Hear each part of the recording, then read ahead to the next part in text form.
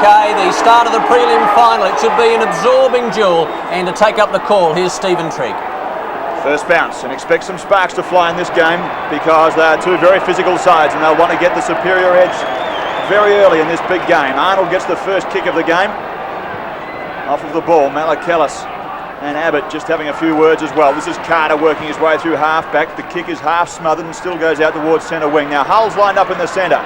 There's a little touch of class around the body. Wakeland sits back and takes a very good mark. Plays it on, comes to the grandstand side and has Scott Stevens playing on centre wing. Little chip kick, just a few nerves early in the game. McKinnon, speaking of a touch of class, and there's an indication of the nerves. Potter couldn't take it. Olsen, Geneva, not a bad piece of work. Chance for Hull. Port Adelaide with the first chance, but Wakeland again sits back and takes a beautiful mark. Wakeland has the job on Pedler, Windsor the job on Hodges. And we remember just so well that job on Hodges in the qualifying. Shocking kick on that occasion. Well, they've missed 3 or 4 handballs already, the Bulldogs. They're obviously very nervous in this match. They haven't settled yet. Okay, well, they've had a bit of experience, haven't they? They've come up in a qualifying and a first semi, and their third final in as many weeks. The kick is in long. Up they go. Big jump from behind by Smith. At the back, doing it pretty well, was Potter. His kick along centre wing. Overrun it. Coming out was Lewis. Back of the pack. Carter. Close to the boundary, and that's where he wants it to go, and that's where it goes. Well, he's been an inspiration at halfback this year. He broke his hand earlier in the year. He missed a match there. He was also suspended for hitting Nick Chigwedin in one match earlier in the year, but other than that, he's had an unblemished season. Boundary throw in at half forward. Carter once again. Some important touches for him early around the body. Potter on the up. The reflex was all right to McKinnon. Under siege from Geneva. Still gets up towards the full forward line. Look at that for a leap. Early in the preliminary final, Darren Mead back into the side, way over the top. Now wastes no time, gets it to Fiacci. Spectacular piece of work early in this final. Borlase, halfback, he's got one spare if he can play it on, and does now. Far side of the ground, it's Hutt. Second game back in for him. He played last week against the Eagles in that drubbing. Half forward, and he's got Spalding. Spalding's gone from a half-back flank to a half-forward flank. They're looking for some run across that position. And conceivably as ruck roving as well over the head of Scott Hodges. Well done by Arnold, gets it to Abbott. I'm sure he'd like to find the line. Beautiful tackle from Hodges, and it's found it. Still no score. We're 2.5 minutes into the prelim final. Port Adelaide have started with Andrew McLeod and Darryl Poole on the interchange bench, and Hugh Reimers and Brendan Robertson on the bench for the Bulldogs. Okay, on the 50 for the Magpies, there's no score. And what about the win, David? I haven't had a good look myself yet. Perhaps 2 or 3 goals favouring left of screen, the end to which the Bulldogs are kicking. Okay, McGowan out of the pack, quick kick, close to the boundary line. A Raider gets a poor bounce. Little George Short, plenty of experience in those leagues. And he's got Hutt. Hodges, surrounded. McKinnon, front spot, plays it beautifully. Kicked 3 last week from half-back flank. Don't tell me that wasn't planned. Stevens to ground. Pressure's fantastic. And so it should be. It's a knockout final. Well, it's the sort of final where players take perhaps 15 minutes or so to settle. It'll be important for either side to get a score early. Another boundary throw in, 3.5 minutes in. Big group of players, some heavy traffic in there, and nobody's going anywhere. And we'll have a bounce down just outside the Port Adelaide 50-metre line. Roger Gurdon won the toss for Central District. Elected to kick to the northern end. And often that can work against you. If you're using the breeze in the first quarter of a big final, it does take a while to settle down. So all in all, an important quarter for Central. They've got a free inside half back. And it's going to be taken by Wakeland.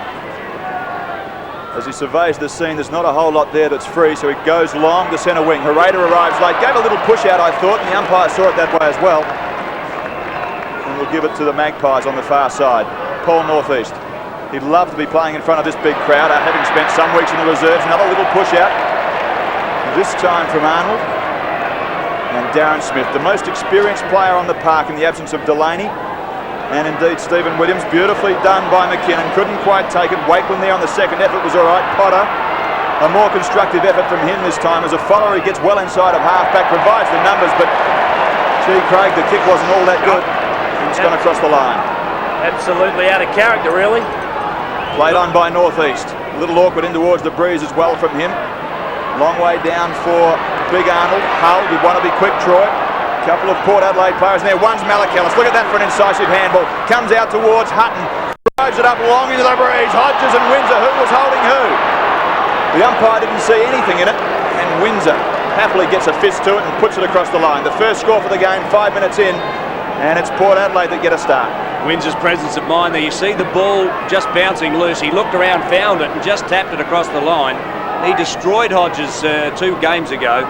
He kept him to 3 goals in full time. He did get 2 goals in the time-on period and eventually won the game for Port. Yes, it was a great recovery from Hodges, but that's the benefit of plenty of experience. Wakeland, Schwert, and Cook combined pretty well. They've got Schwert again if they want him. Good defensive work, but he goes over the top. The Dogs have got the run now as they set towards half forward. Out they come on a lead. Ingerson couldn't take it. Tyler to ground. Opportunity on this occasion for Richardson. Over the top. Free kick, Rock. Ellis was fouled. The umpire said he copped it and gave away the free kick. In fact, Richardson was. No, it is going to Ellis. So he gets the free kick downfield is what happened. So an opportunity now for the Dogs. They ran the ball through the centre using Schwert and combined pretty well. 15 metres. It's got it. Great start. Gary Ellis, who doesn't normally kick a lot of goals, did get a couple last week. Now Richardson does the hard work, gets the ball forward with the handball. Now obviously it was behind play. Here it comes. Well, I can't work out what that was for. I think the free kick was for McGowan and he played it downfield, albeit 10 metres in front of where the possession was taken. It was pretty soft, wasn't it? Yeah, it's just interesting that you get that extra 10 metres. So 7 minutes in, and what an important goal for the Bulldogs. They strike first blood. 22 years without a finals victory. They broke that drought last week and they look buoyed at the moment. Plenty of good run through the midfield, just a couple of small nervous errors at the moment. Northeast stands on the player, kicked out of the middle of the ground there by, looked to be McGowan. Series of handballs, hurdy-gurdy, Girdham ends up with it up towards the full forward line. It doesn't quite carry. And beautifully taken right on the last line by Darren Mead. His confidence will be up, Stephen. That's 2 big marks he's taken in defence. Well, he is a big game player, remember. The Brisbane Bears drafted him. I don't know why they didn't go on with it, but he has always been a big game player for Port Adelaide. Borlase inside of half-back. The thing about Darren Mead that's so very good is that he is an athletic man. He gets up high over the top, and if he can't mark the ball, he'll put the big fist into it. Now Borlase has gone for the short pass. Carter, important possessions for him early. Look at the protection for the ball carrier, wasn't bad. Look at that for a smother as well. Magnificent piece of work, Simon Lewis playing at centre half forward, and that smother is typical of this day out. Reputations are made and broken in games like this. And Central have certainly come a long way on the smaller and harder things in football. Daniels is caught. Chance for Rowan Smith. Opportunist. Jennifer had a big game last week. 34 touches. Too high. And the free kick. Hull. Number 29. Over Port Lincoln way. The kick is a poor one though. Marty McKinnon. Long sleeve jumper. Puts it up towards Lewis. Up he goes. There's plenty of action against him. And he's hurt Lewis too. Behind the play, too high. And Carter will take the free kick. Yeah, I wouldn't have paid that free kick. Hull just dived in and ducked under that tackle. For mine, that's not a free kick. I think the umpires are trying to keep control. Smith from behind, Raider in front. This is McKinnon. Opportunity now for Healy. Out of bounds. And the pressure's really on. Both sides don't want to lose an early break. There's going to be some very sore bodies at the end of this match. The Eagles would be sitting in the grandstand enjoying this as they soften each other up. Lewis and Chalmers go at it. Lewis was named in a forward pocket but is lined up at centre half forward. Quick kick towards half forward. Not taken by Richardson. Georgie Porgy's there. He'd love to find a line. He does it. And Fiacci missing his best mate, Roger Delaney, this afternoon. Both he and Williams injured, not able to front. And I suspect that might hurt Port Adelaide. Well, I think just in terms of their balance, they've got plenty of good players to cover them, but they have a terrific understanding between them. This is Girdham. Couldn't do much in there. Heavier traffic than downtown Bangkok there, and early in this game you'd expect it to be that way. 1 goal to 1 point, 5 points the difference. and we're coming up to 10 minutes in. Tyler's playing at full back in place of Delaney. Mead's playing out of the back pocket, picking up Chopper Handley. Out of bounds, half forward for the Dogs, and a 5-point advantage to Central at the moment. Good crowd. It's some fanatical Port Adelaide supporters. Brian Cunningham before the game, he was pretty nervous today. He'd like this one to be out of the way, and looking forward to a grand final. Spalding caught with the ball, holding on to him. I thought he might have dropped it too. I thought that was even Stevens, should have let it go. Well, I think early in a big game like this, if you're going to encourage players to have a real good go, you've just got to let the free kicks sit. Unless there's a bad infringement, just let it play on. Smith, well spoilt on that occasion by Arnold. The Dogs work it out. Gurdon, nowhere to go. Trouble for Healy. Back to Cook is good. Up high towards half forward, tight to the boundary line. Beautifully done. I was going to say he had to sit, and he surely did. He made no mistake. A good mark. That's Stephen Carter to half-back. Healy sinks the fist into it, comes to Arnold, providing the support at centre half-back for Hereda. Quick kick up forward, beautifully spoiled away by Ingerson. Gives Ellis a chance. Was he pushed? No whistle forthcoming, and so North East flees the scene with the ball, but he's put Malak Ellis under all sorts of pressure. Gives some ground, comes back towards Mead, now inside of half-back. Central District are attacking the ball first at the moment, there's no doubt about that. They've got Port Adelaide rattled. Arnold, Cook, if he can get inside, he's a chance. Rowan Smith, beautiful tackle. Drags it back underneath the body, but still Central District are in there. They are plundering the goals at the moment. Here's another chance. Lures, just panicked a little too much. Now Stevens drags it in. Can he get it out? Not quite, and Angerson wraps up the player in there. What a frantic piece of play. You'd have to say that the Bulldogs at this stage of the match, 11 and a half minutes into the first term, have had more of the ball than Port Adelaide, but certainly it's fair to say that they've wasted possession. 11 minutes into this first quarter, and there are some weak knees out there. Nerves really having their part to play. They'll settle down shortly. Potter, a good handball. Now an opportunity. Too slow was Ellis. The Magpies play on, do themselves no advantage there. Everybody goes to ground. 6 million handballs. Finally McGowan is good to Handley. He's had 43 goals for the season to nobody. Good pressure on him though by Richardson, and Mead again. Best defender for Port Adelaide at the 12-minute mark. May well be that Roger Delaney won't be missed as badly as some Port Adelaide people thought, because Delaney's playing a blinder. Port Adelaide, a few spare players on the far side. That being the case, it was a magnificent tackle out there by Gurdon. Still comes to Fiarchi and still one spare. That's Spalding, gets it on centre wing, takes and breaks, shifts it down a gear and takes a bounce. Not a bad piece of work. He runs it to centre wing and now up towards half forward. Setting himself is Pedlar. Can't quite take it. Richardson, Wakeland rather, tries to find the line. Can't quite. Abbott, I bet he can. And he does. So one goal, plays 1 point. 13 minutes in, and you suspect it's a critical time at the moment because Central District are doing all of the attacking and they'd like to get a return. 13 minutes. Smith. Stevens caught. Didn't have the footy, says the umpire. This is finals, fellas. You don't play Tiggy Touchwood free kicks like that. They want to keep control, and they're trying to do it with the whistle. No, they're trying to dominate, Rock. We're here to watch the players, not the umpires. Swert in a combination that works brilliantly for the Dogs. He goes towards half forward. The kick is a poor one though. You'd expect better of him. Players to ground. Carter stays over the football. So does Lewis. North East throws one out. Cook intercepts McKinnon. He's on his left boot, the one he likes. He goes wide. Opportunity. Ellis leaves it behind. He'd already made the play. McKinnon gives him another chance through Healy. Again Cook. Swapped by Magpies. Beautiful pressure, the Maggies. Don't you love to watch them do that? Short, it's great to Hunt. He's got some space. Goes to half forward. He wants Smith. Too high, a flatliner kick almost. Put him under too much pressure. And Hereda happy with the boundary line, I think. Now there's the classic. Hutton put the kick in and made the tackle on Hereda at half-back, so he followed that ball down 45 metres and applied a tackle. That's the sort of commitment that Port Adelaide have in finals. Spent a long time in the reserves as David Hutton. He would be as keen as mustard to get amongst them today. He was a little unlucky, wasn't he? He broke a leg and then couldn't get back in the side.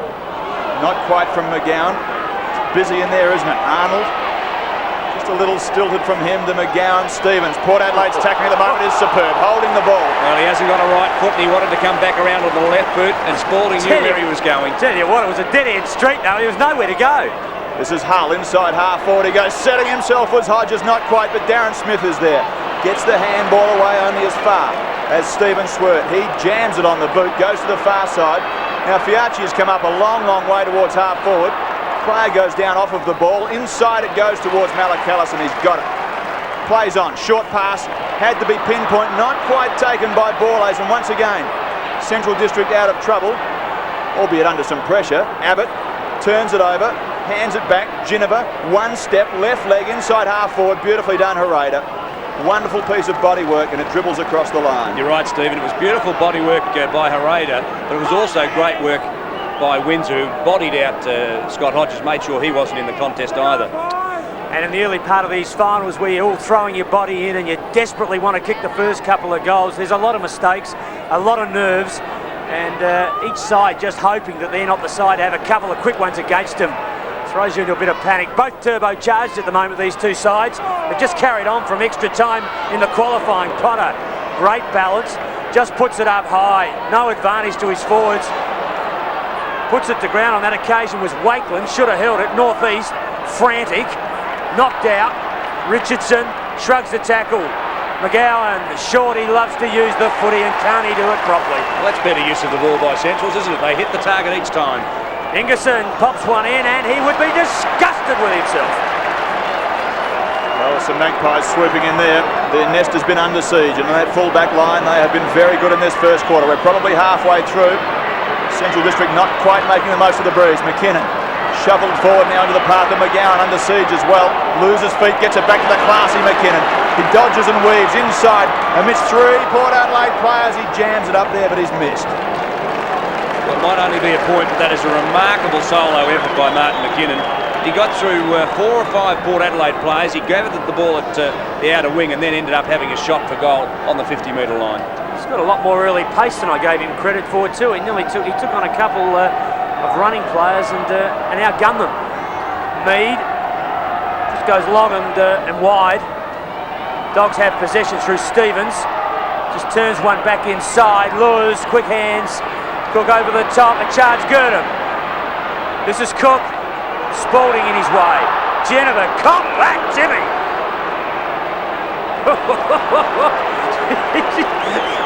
Have a look at his face. You can see it coming. Oh, get me out of here, he was saying. Look at this. Cook was pushed off the ball. Here comes Timmy over the top. He knew they were coming, and he was quick enough to duck his head and make sure that he wasn't knocked unconscious. Yes, Chalmers. Just early finals, when bodies are going in, you've got to be wary of injuries and look after yourself.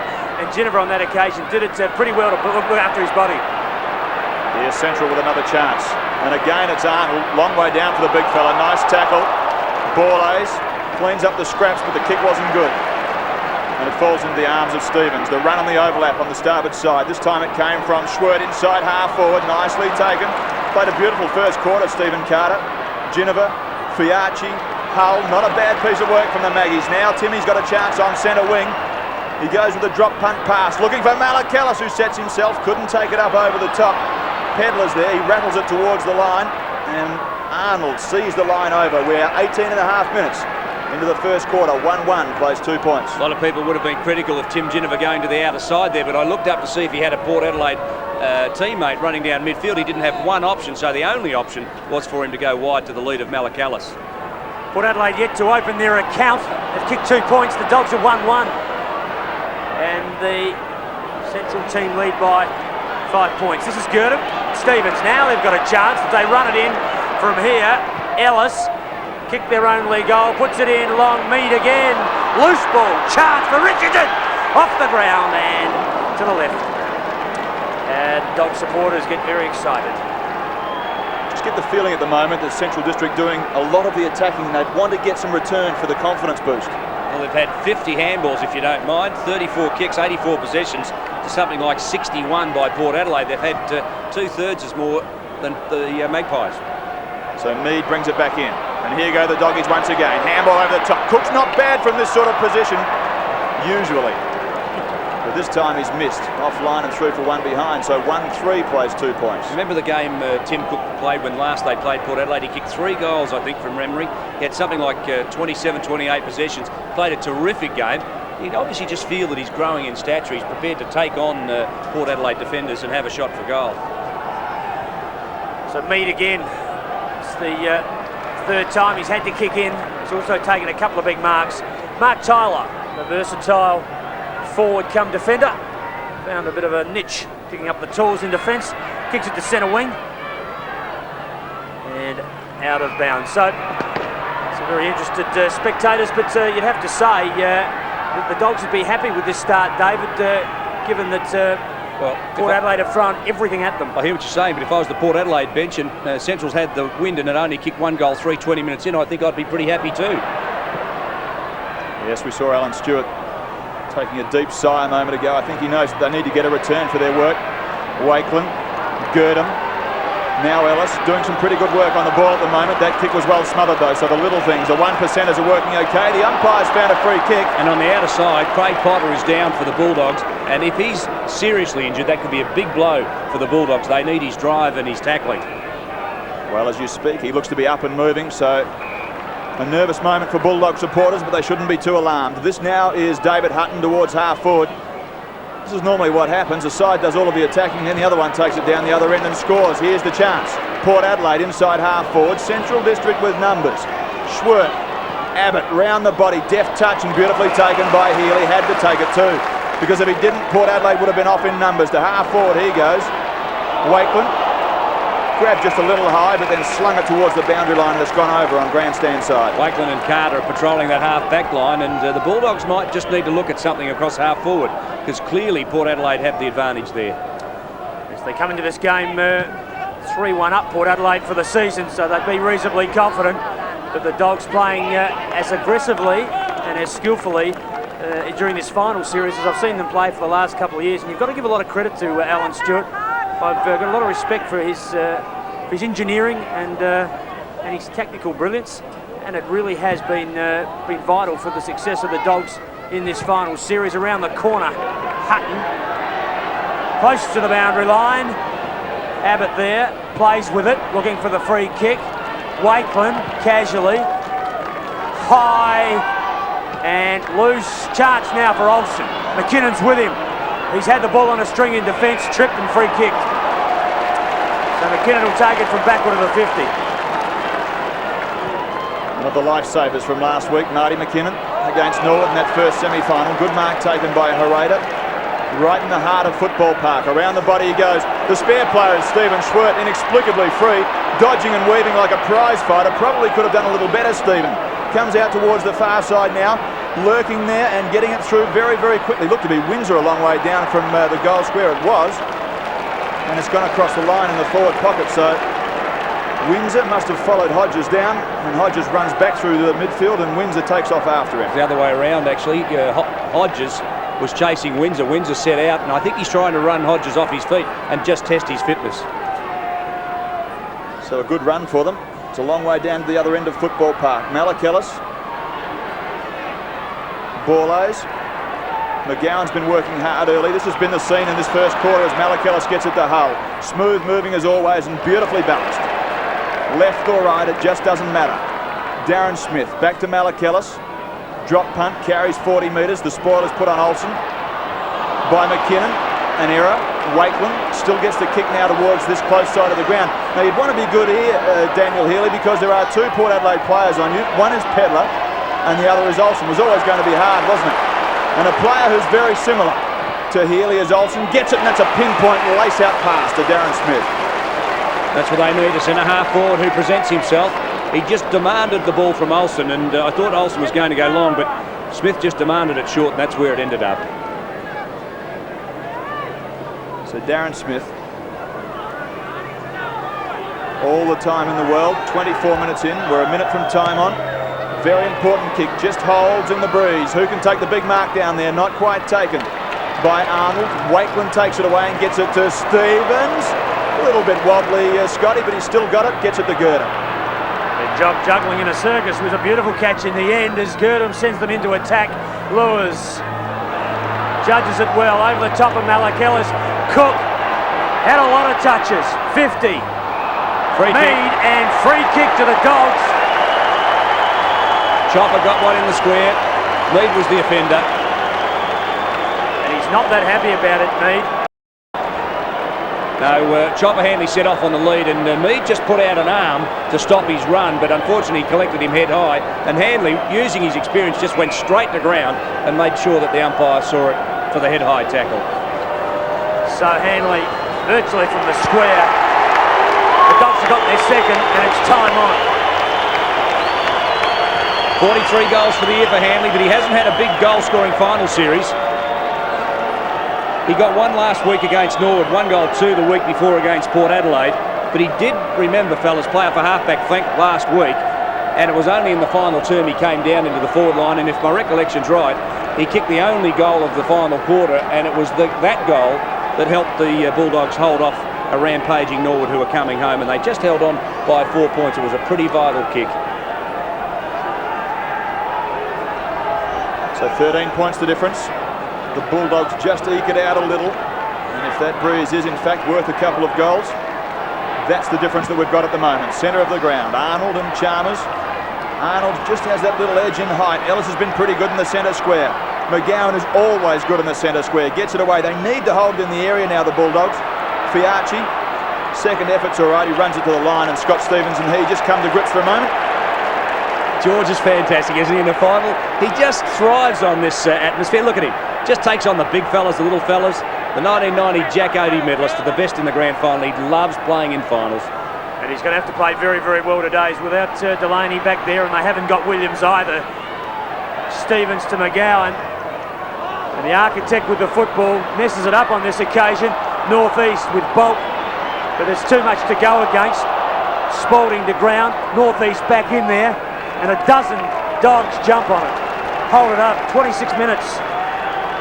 Shouldn't be too much time on. There's only been 2 goals kicked. Well, another goal here to Central, and I'd say the quarter is squared away, considering the Bulldogs have the breeze.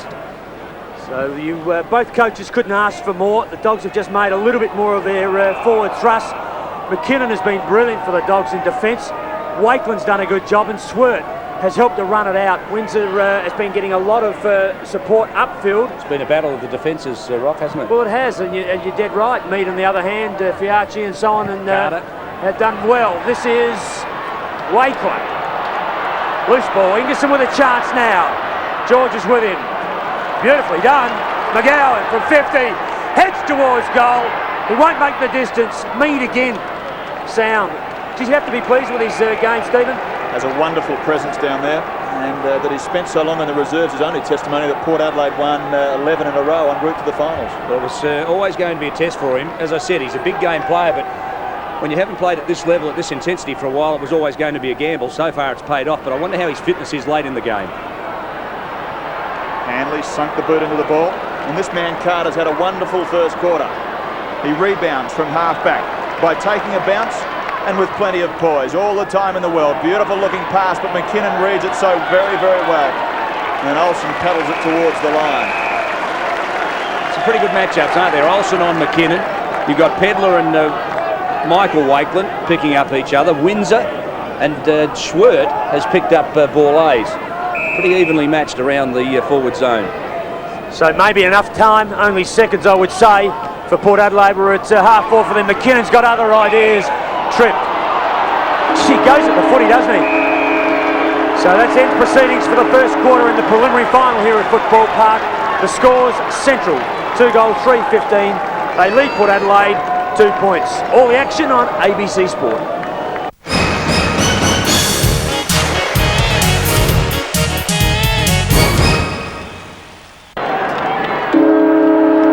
Second quarter, 2-3 to 2 points Central lead. Here's Stephen Trigg. ABC Sport bringing you the preliminary final, and of course the winner through to the grand final next week.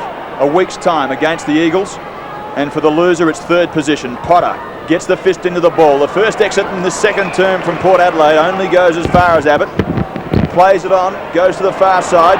McGowan couldn't control it. He wanted to be quick to get it out of there. He is. And Healy descends upon the ball. Does it okay. Didn't quite find the body. But Abbott is there. There's nothing very clean about it just at the moment. They're still finding their feet, I suspect. Arnold, Girdham gets around and gets straight on line. That's a better piece of play. Now up towards half-forward he goes, but Chalmers on the back play, read at the best. Borlase. Carter, wonderful first turn for him, up towards half-forward. Look at that for a mark from Malachellis. He's pretty handy in the air, isn't he? He just loves taking a big mark, Malachellis. When he sets himself, he generally brings them down. He's got very good hands once he's in the air. Inside the forward line it goes. Hodges sets himself. Windsor, a couple of grabs at the ball. McKinnon's handy to have back there. Olsen, over the head was athletic, but Brian Harada takes it. It's Brian Harada, one of the favourites for this year's Magarey medal, goes wide. And Scotty Stevens takes it deep in defence. Has a good look. Heads long towards Ellis. He's up early. Chalmers very casually on the left boot. A chance in space. Hodges with the drop on everybody. Couldn't wrap it up. Hutton, clever. In a bit of traffic. Hodges puts it to ground. Usually better hands. Smith and Pedler. Beautiful smother. Wakeland, Ellis, Stevens. They combine well. The Dogs and a great smother. Ginnivan. You won't see much tougher footy than this. Girdham, hands and knees. Another opportunity for Ellis. Pressure, pressure, pressure. Wakeland misses McGowan. Ginnivan make him pay. Off the ground they go. Towards the 50. Bodywork. And intense pressure in this preliminary final. 15 players in a 20-metre square had a bite of that ball, and such was the pressure, none of them could get it clear. Arnold gets the fist into it. And Tim Ginnivan was taken just too high. Doesn't waste much time, does he? Plays it on. Had to stand his ground, Daisy Borlase, and he did just that. And then in rugby league style, tips Healy's face into the ground, plays it on. Chalmers a chance from 40 metres out. He has a good look and he's missed. So another opportunity missing. 2-3 to 3 points. The margin is 12 points. Brett Chalmers just propped then. Doesn't kick a lot of goals when he's like that. He likes the ball running downfield and running free. That's when he's really at his most potent. That time he just almost stopped dead to take the kick. Yes, well, I think Jack Carr will have expected him to kick that. He'd be very disappointed in Chalmers for missing. This is Swirt. Well, you kick them, Neville, and your team's on a roll, aren't they? They're up and running. They know they have the breeze at their back, and things start to happen. Well, how much easier do you want it than that anyway? I mean, you're in space 40 metres out. Abbott is short. Goes back to Swirt. They're playing around with it, but they're keeping possession. Oh, the smother was brilliant. I think that was Malachellis. Arnold under pressure. A chance. McKinnon. Doesn't he go at the football? He's an inspiration to the Dogs today. This is Abbott on the left boot, close to the boundary line. McGowan got the sit, and Carter at the back pushes it out of bounds.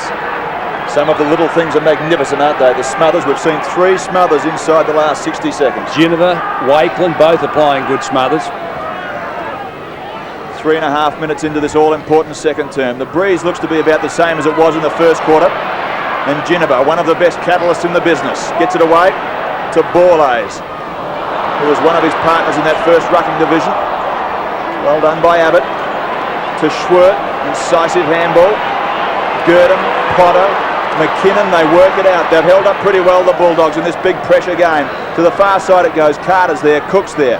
Fiachi was the only one really who attacked the football. He gets it around the body towards centre wing.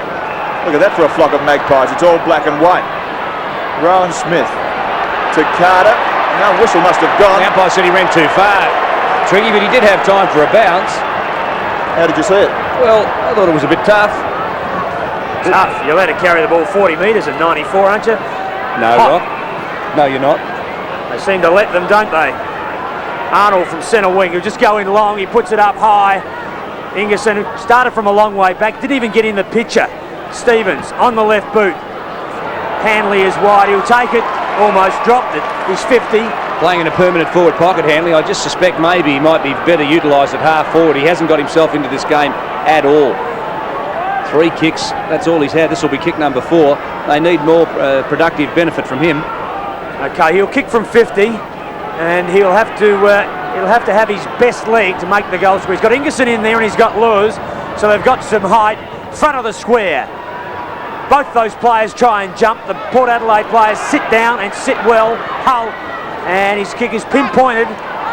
Hutton, tight in the semicircle. Oh, great kick. Leading Darren Smith is good. They've got a bit of run in them now, the Magpies.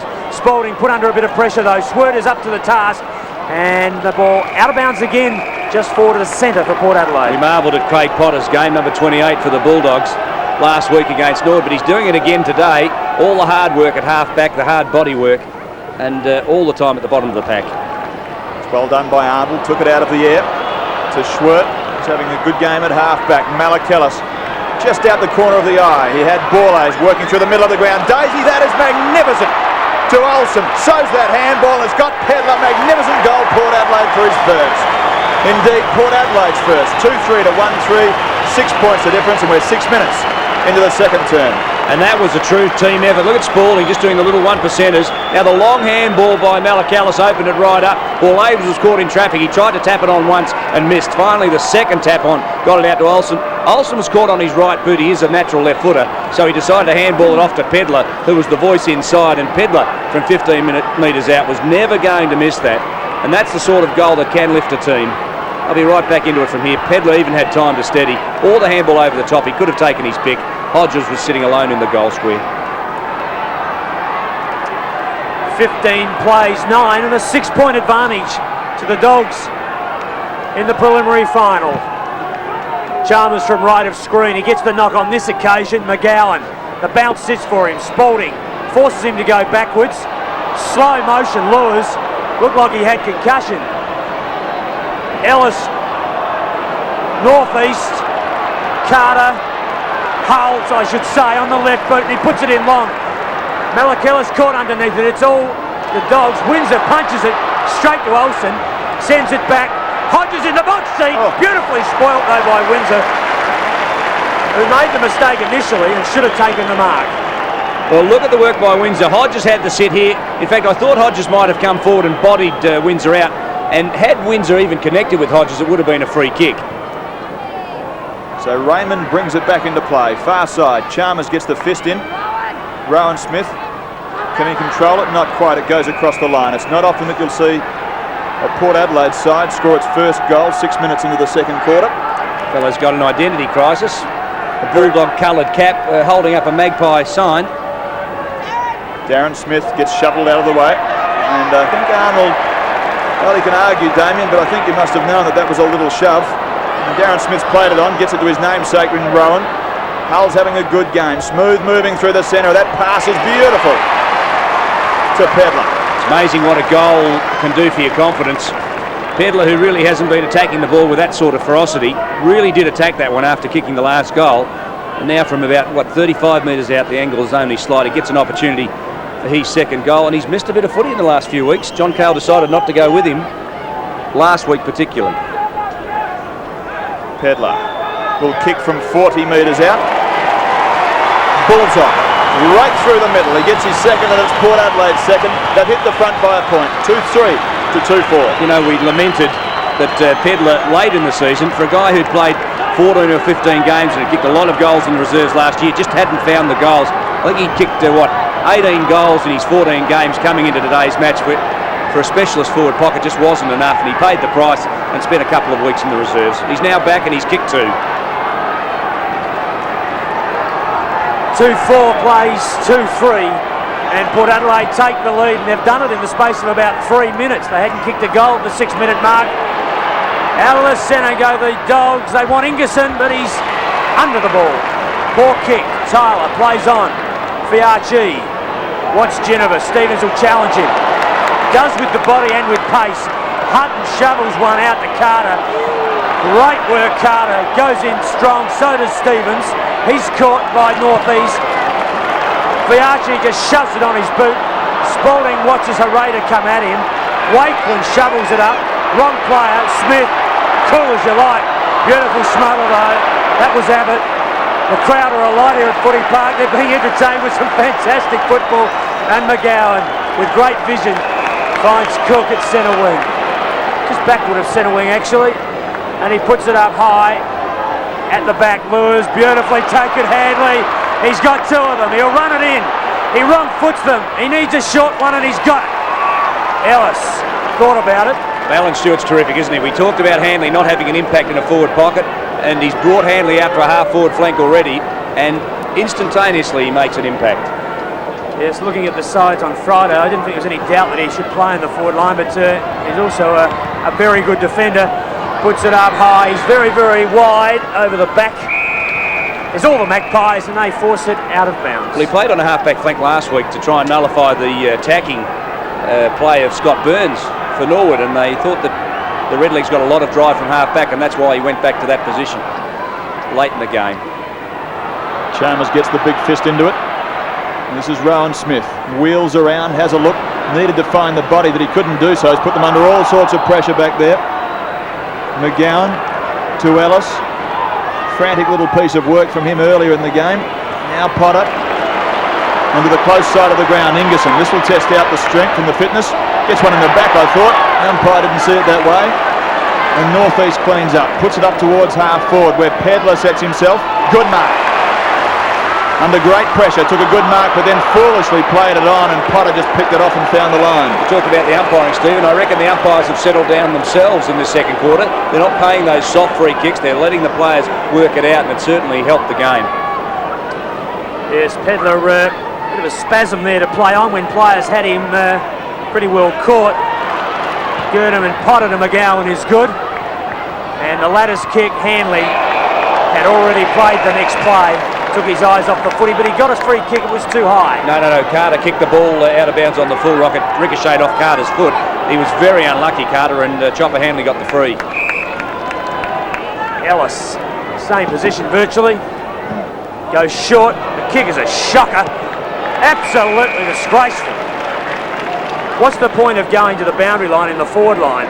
What can you do if you take it there anyway? He's got to go back towards the centre of the ground, particularly when they're forward. Yes, on this ground and against the breeze. It's a strange decision. Girdham. Now Chalmers. Such a very important player on the back play. Awkward bounce for Hereda. Opened the gate for Geneva.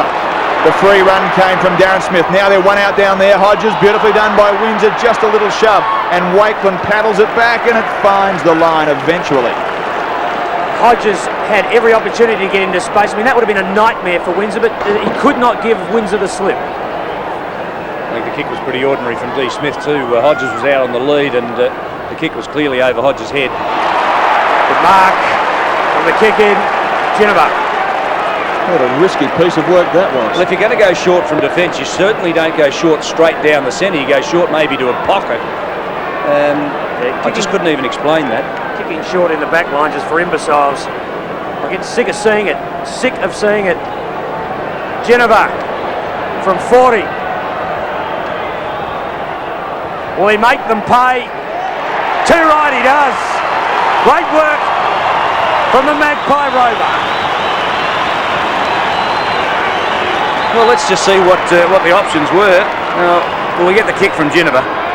He takes that characteristic stutter, but he's only 30 metres out. Even Tim Geneva, with his lack of penetration, with the breeze at his back, was never going to be troubled by the distance, and the accuracy didn't bother him either.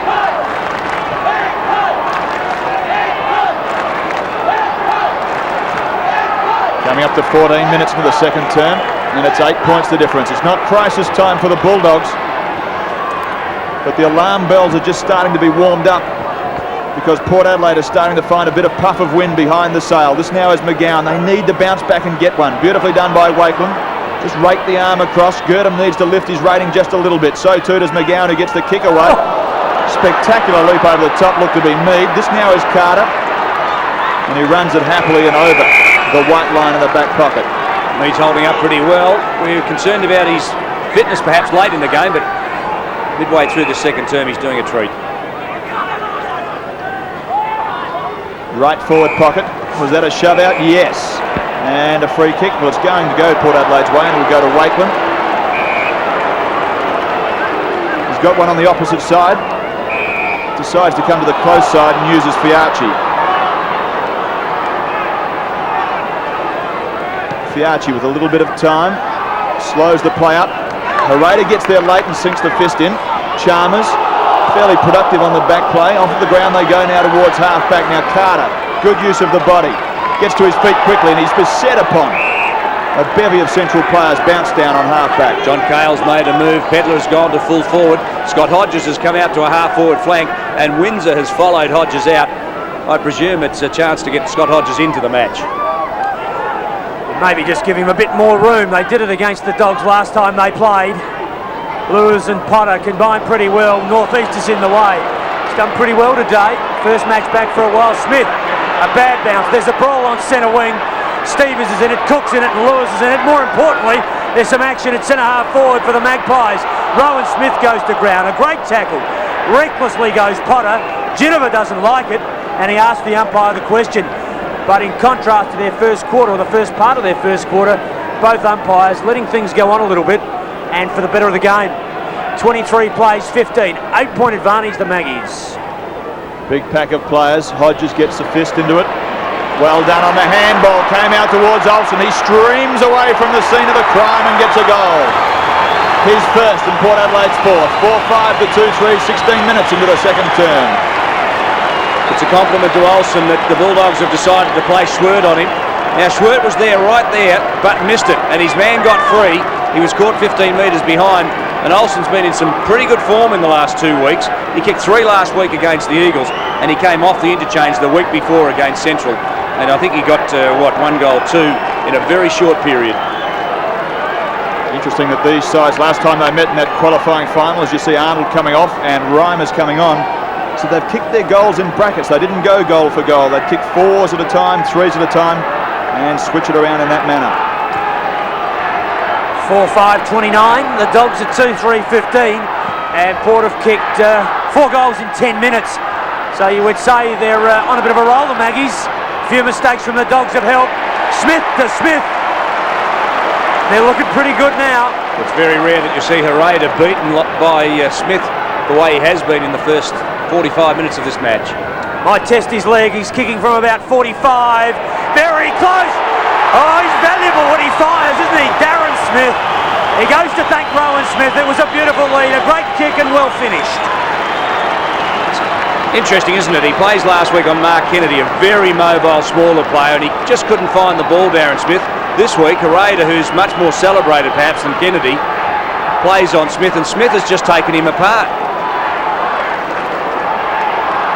20 points the difference, and now the alarm bells are ringing. They're going very loudly for the Bulldogs. 18 minutes into the second quarter, and they need to bounce back. They scored the first 2 of the game, and since then Port have got 5. Windsor puts it on Hodges. McGowan, Potter and Gurdon are the key people for Central. They need the lift in that centre of the ground. Healy, McKinnon took probably what he'd never really had a right to take from the bottom of the pack. And now 2 players, and if you think there's a worried man in this football park stadium, it's that man on screen, Alan Stewart. Ben Hart watching on in the foreground. Have a look at him. Just eyes fixed for the play, just studying it. Bounce down on the Port half-forward line. Potter. 1 step and torpedo punt. Got it towards half-forward. This is where Central District are breaking down as well through that line. It goes out towards the far side boundary line. They look to keep it in play and do so through Ellis. Healy barrels it forward. Play on, said the umpire, or no? It's going to go back to Healy for a free kick. Mead, Carter, Tyler, Northeast, Fiachi, that Port Adelaide defence have made it very difficult for Richardson and Lewis and Hanley to score. Well, the ball hasn't been coming in very quickly. They have been handballing it a lot and they've been kicking short, but I think the instruction needs to be to get the ball in much quicker.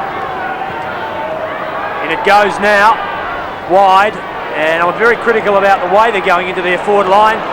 Just too close to the boundary. They've got to open up the goals a little bit, give themselves a chance. Okay, it might be risky, but they must do it. This is Rowan Smith. Kicks put to ground by Potter. Chance for Olsen. Good work, Ellis. Caught. Hull taps it out. Carter. Rowan Smith. Got it from Darren. Gurdon says, holding the ball. So does Hereda. And Windsor. And that's a better example of gang tackling. That's what the Bulldogs did so well last week against Norwood, but they really haven't got their collective team tackling game together today. That's the first time we've seen it. Central District have been lauded for their tackling through the year, but I notice that the averages mean that Port Adelaide have had a higher average, so in terms of numbers they're on top. This is Chalmers, centre half back. I think he's not starting to have an impact on the game. Neat left leg, but it was well picked off by Abbott. Stephen Schwert, the errors are starting to creep in now as the Magpies start to rise the pressure. Just putting the thermostat up a little, Port Adelaide at the moment. Gurdon into half forward, setting himself for the big thump away was Tyler. McGowan's pushed off of the ball. It gives Mead a chance to take a spare one. Around the body with the left leg's not bad. It gives Hutton the chance, and so too Daisy Borlase. Left hand. Malak Ellis under pressure. Cop one on the thigh, I'd imagine there. Now Fiarchi round the body. Port Adelaide can do no wrong at the moment. Abbott needs to put the fist in and find the boundary line, and he's not quite achieved that objective. Umpire found a free and then said play on. So Spalding gets to the half forward. Watch out now. Port Adelaide are on the rampage. Up towards the half forward line it goes. Up there and beautifully taken by Pedler. Hit the ground, the umpire said. In fact, when he called it play on, it's still play on. Olsen, can he do something from one step? Yes, sir! Well, that all stopped. Olsen gets his second. And Port Adelaide get their sixth goal. 6-5 to 2-3, 21 minutes in. And while that was happening, there was a double blow for the Bulldogs. Potter came off. Now let's have a look at it. Pedler goes up, front position. That clearly hit the deck. Now Pedler tried to claim it, but the umpire was right on the spot. Now Potter has gone straight down to down the race. He came off. Robertson replaced him. That is bad news for the Bulldogs as they now need to revamp their side. 6-5-41. Port Adelaide, big leaders here at Football Park. 2-3-15, the Dogs. And not wearing the pressure too well. You've got to give the Maggies credit. Their experience having a fair say in this game at the moment. Expected the lead from Olsen. Everybody stood still again. Just on the ground, Robertson. And Swirt goes to the boundary line. The only player there is Rowan Smith. He wants a bounce. Not that one. McGowan got what he wanted. Healy, left foot. Lures against Wakeland. Free kicked in too. Played from behind, and he used his body brilliantly on that occasion, the youngster. I think he's been a little too mobile for Lures as well. Something more needed through that central half forward line. They've got Richardson and Lures there, and at the moment it's just not working. They need some more bite, some more leg speed. Up towards half forward it goes. Wakeland took it okay, but Port Adelaide, the structure of their game at the moment is spot on. Away he goes towards Borlase. Stevens got there late. Quick tackle. Not sure that Malakellus had the ball. Chalmers was a little reluctant. That's a throw. The umpire saw it. Pretty good umpiring. Play it on. Here's a chance for Hodges from 30. Head stays down and the ball goes through. 7-5 to 2-3. Scotty gets his first. And look at it. It's on. It's on. Hodges is in there. Fiarchi just holds Robertson off. And Hodges doesn't like the attention that Windsor was applying there. And neither do the Port Adelaide fans. If they could jump the fence, they would. Kevin Chambers, the reserves umpire, is in there. And who's down? Looks to be Hutton. So Hutton in the hands of the trainers, and Port Adelaide fans are incensed. Something went on there. Hutton hit the deck, and Scott Hodges just flew right off the handle. And you think there's not some emotion in this match now. So 7-5-47. Central at 2-3-15. There'll be a stretcher. So Hutton will then know. They're playing it on, and Port Adelaide had too many in the centre square. Thanks, Steve. So they'll get the free and kick. A 50-metre penalty if Rowan Smith's not careful. He's just decked McGowan. Now Hutton gets to his feet and he's fine. And play goes on. Okay, so Ingerson to Stevens is good. Do they need a goal, the Dogs? They just have to kick one. Harada up. A chance now. Oh, Jennifer and Mead. And we'll have a ball up.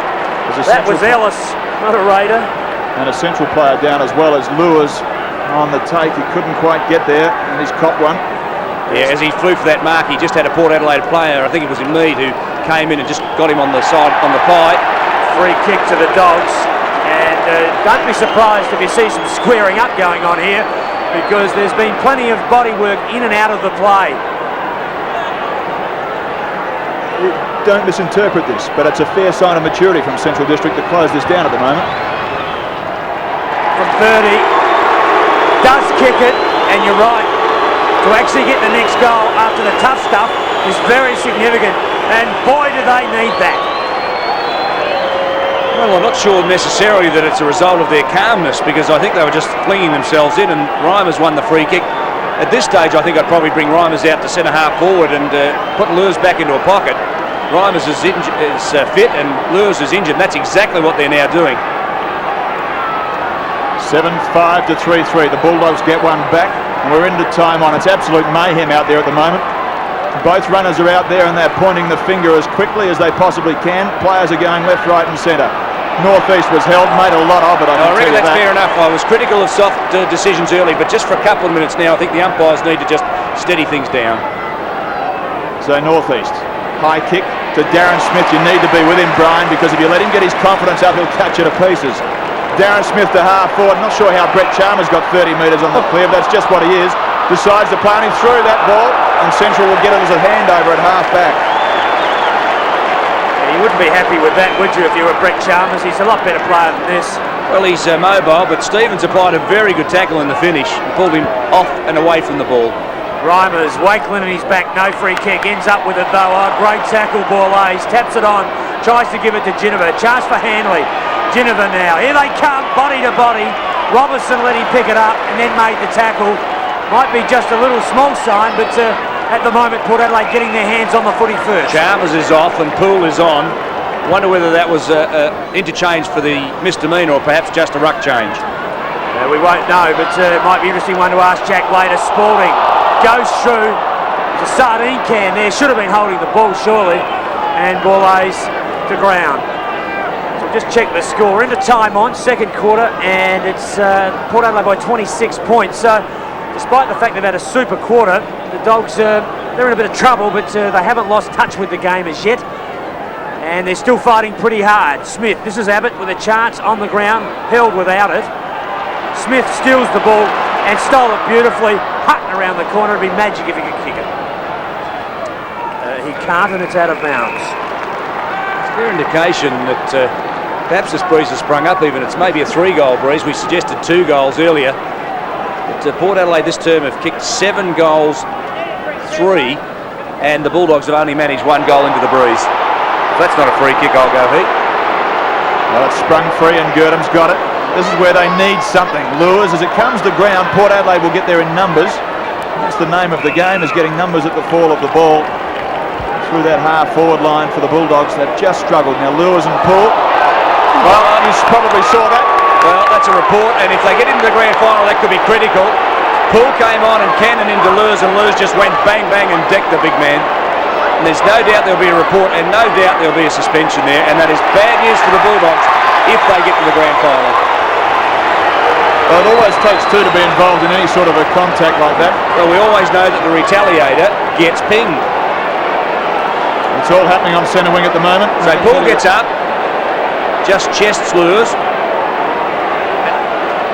Now, let's just see what actually sets it off. Bang. Oh, that's what set it off, and that's fair enough, so there should even be 2 reports. I don't reckon that's fair enough. If he headbutted me, I'd hit him too. Malakelis has the ball, meanwhile, and he drives it towards half-forward. It's still all happening. This is high drama in the preliminary final here at Football Park. The spare umpires are on the ground, and the runners are on the ground, and it's on again at the 50-metre line. Now Lures, they still want to go on with it backward of the play. North East wants to have a shot at Lures, but meanwhile, the umpires are doing all in their power to keep this game flowing as best they possibly can. I can tell you one thing, it's going to take some courage to go and get that piece of leather at the moment. McKinnon, now Spalding. The underpants draping from the shorts, gets it up towards half-forward or full-forward. Wakelin gets there, can't quite get it, and Fiachi does. Now round the body, what can George do? He gives it every chance, and Central District get there just in the nick of time, 7-6 to 3-3. George Fiachi's kicked 1 goal this year. His mate Roger Delaney has kicked 1 goal for the season also. I'll bet you they've got a side bet as to who kicks the most at the end of the year. Yes, it's pretty tough out there at the moment, and for the sake of staying in touch, Port Adelaide, the Dogs need to get the next one. They couldn't afford Port to get another one before half-time, particularly after what has been a pretty rough last 10 minutes. Now, George Fiachi has the ball. He's on centre wing. He goes towards centre half forward. The Dogs have got the numbers. Port stay down. Rowan Smith, clever. Kicks it in long. Swerts there. Getting back. It's Olsen. Good catch. Has 2 goals. Well, he's playing on Schwertz. Schwertz being one of the prolific ball gatherers. But there is a defensive role to be played here, and it's clear that Schwertz let Olsen get away 3 times at least.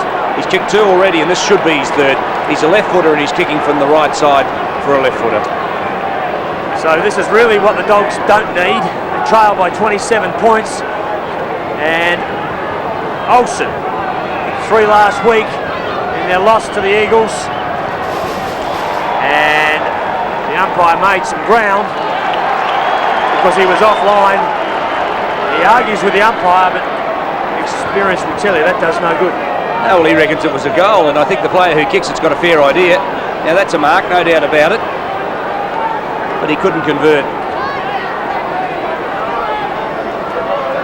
30 and a half minutes into the second quarter, so half-time looms large. And the breeze seems to me as though it's just picked up a little, so the important quarter for Central is coming up.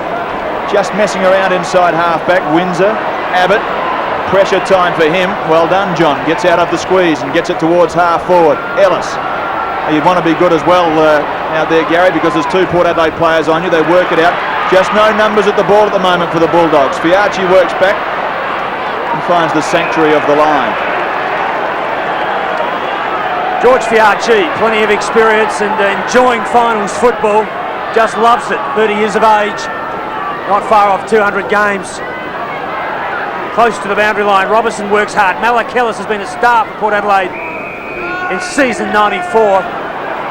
And he and Ginniver have combined well to give Port Adelaide good on ballers. Now Hodges is right down the ground. He's virtually in the centre of the ground now, not in screen, but getting a wide berth by his coach. Carter through the centre. Hutton, Stevens. Here he is. Hodges back to Spalding. They're looking pretty good, the Magpies, when they go forward. The kicker's in long. Pedler, no. McKinnon. Smith works hard. Pedler now. Kicks around the body. The ball is high. And the siren goes with the margin. 28 points in the favour of Port Adelaide. So the score at half-time in the preliminary final. The Dogs are 3-3-21. They trail Port Adelaide 7-7-49, and all the action on ABC Sport.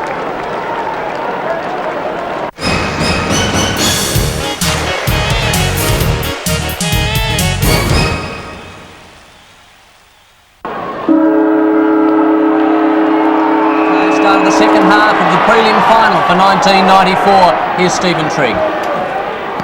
Football Park is bathed in sunshine for the second 60 minutes of this big preliminary final game, described by Mark as being a bruising encounter. Well, perhaps an understatement. It was just so tough in that second quarter, and it took an enormous amount of courage to go in and get the football.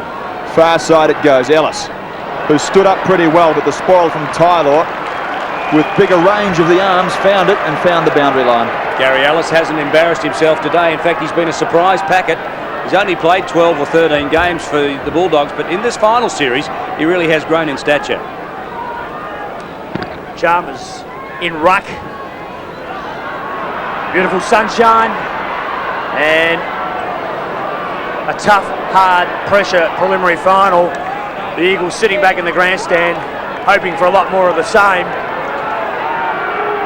Enjoying the ambience of Football Park, if you could call it that, when Port Adelaide play here. They're fanatical, aren't they, the Port Adelaide supporters? Centre wing underneath it, wrong way ball lays. He put it down. Interference though, it's to Reimers. Kicked their only goal in the second quarter. Fiachi high. Loose ball. Wakeland goes to Shepherd. Chalmers made a terrible mistake in that second quarter, but redeeming himself now. Rowan Smith needs the sit. Stevens will catch him. And out of bounds. Well, I hope they don't headbutt each other. Neville, have a look at those heads. Yes, only Mum could love them. And 200th game for Rowan Smith. Terrific effort. And both of them very, very good players and champion blokes. Here they are again. This time it's Stevens. Robertson came on in the second quarter, punches one in. Too high, unbelievably behind. In the right spot is Lewis. Who was that meant for, Stephen? Well, I think it might have been meant for Lewis, because it was a pinpoint pass. I think you might be short-selling him a little bit, because it just went over the head of Northeast and found that man Lewis, who would have had, as you said, plenty to think about, I'm sure, at half-time. I agree, Triggy. Lewis clearly called Reimers out of that contest. 30 metres. And maybe that's just what they need. A little bit of luck. A good straight kick. His first. Central kick 4. Now, am I right in saying last time these two sides met, Lewis played very well. I think he had 12 kicks, 10 marks, 7 handballs and dominated.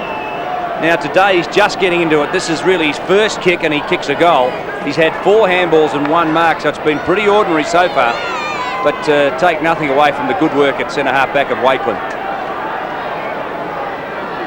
7-7 to 4-3. Lewis has gone to full forward and they're using Reimers. and Ingerson through half forward, the Bulldogs. This is Arnold, can't get his hand to the ball, but Cook can. He shovels it back to Hereda, and Gurdon from one step to half forward. Beautifully done by Reimers. Gives them a chance down there. They need to work hard on this. Robertson came onto the ground at half time and gives it to Ingerson. Wrong leg. Still gets it around to Ellis. Big chance the Bulldogs. Get it over the top to Lewis. 2 in a minute. The Dogs are back. 3 minutes into the third quarter. 7-7 plays 5-3. And the fans like it too, but it was great work by Robertson. He actually found the hole just before we picked up the replay. Ingerson had the call from Ellis, who I've already said has grown in stature. He had the presence of mind to get it across the top to Lewis. That was a true team goal and a team lifter. They trailed at half-time by 28 points. The margin's now back to 16 points, and you've got to say, with the breeze at their back, they think they have a sniff. Port Adelaide are 7-7. The Dogs are 5-3. 16 points only. They trail by 13 points at quarter time, 28 at half time, and they've halved that in a matter of 3 and a bit minutes. Forward they go though, the Magpies, and beautifully taken Hodges. You can't keep him down. That's when he's at his best. Just sliding away, taking front position. He's very strong overhead. We've mentioned already that he was concussed a couple of weeks ago, and it can often take 2 weeks or so to recover. So Hodges walking the park normally for him. The breeze a bit mischievous. Has one. And... oh yes. Geez, he judged that to perfection. He knows this park like his own backyard. He kicks 2 and steadies the Magpie ship. That was quite a remarkable kick, but look how he sets it up. Out came Chalmers. He set it up from midfield. Hutton, who's an attacking wingman, pushes out wide. Look at the space that Hodges gave himself. Windsor was right there, but Hodges running sideways is probably quicker than he is leading forward. And the kick was a very difficult one, he made no mistake. 5 minutes into the third quarter, 8-7 to 5-3. The Magpies bounce back. Just has so much of a feel about it, doesn't it? As the new kid on the block versus the street bully. Port Adelaide being the bully, and here they go again. Hodges. He presented himself okay, but Ginnivan couldn't get through the gap. Umpire swinging his arms around says play on. It's not so good, Ray Windsor. It's fallen straight into the arms of Darren Smith. It's all too easy. Spalding, open goal, and he's nailed it. So what an error. And Port Adelaide bounce back with 2 inside a minute, 8-7 to 6-3. Spalding gets his first. And within 30 seconds, the Bulldogs have negated the good work of Lewis's 2 goals at the other end. Hodges gets one. Darren Smith could have run in the open goal, but threw it across the top to Spalding. And from 20 metres out, Healy couldn't affect the smother, and in the finish, look at it, Spalding just pushed off his opponent in Schwert, gave himself a bit of space and lined it up from directly in front. He liked it too.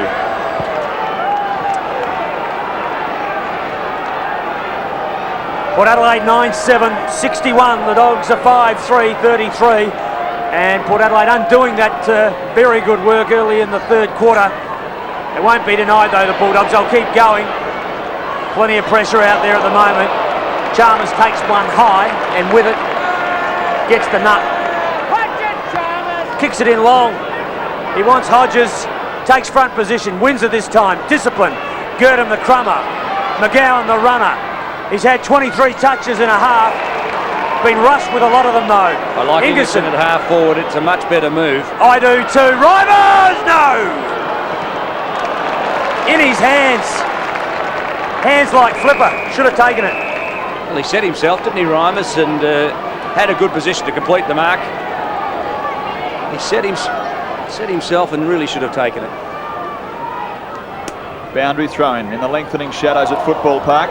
As McGowan gets it away, Carter has been resolute from half-back. Borlase, just a little bit of panic, but still got it away to Rowan Smith. That's a torpedo punt of the best proportions to half-forward. Ray Windsor stood his ground the best. I think Hodges lost feet. And Windsor clears it from half-back towards the centre of the ground. Ingerson can't quite. Energetic display at the moment from Ginnivan. Goes off of the ground from McKinnon. And Tyler, with just a little bit of time to sit back, weighs up the options and decides that Carter is the best of them. Now Stephen takes it, plays it on, comes towards centre wing. Spoil should be put on by Healy, did magnificently to keep a play on it.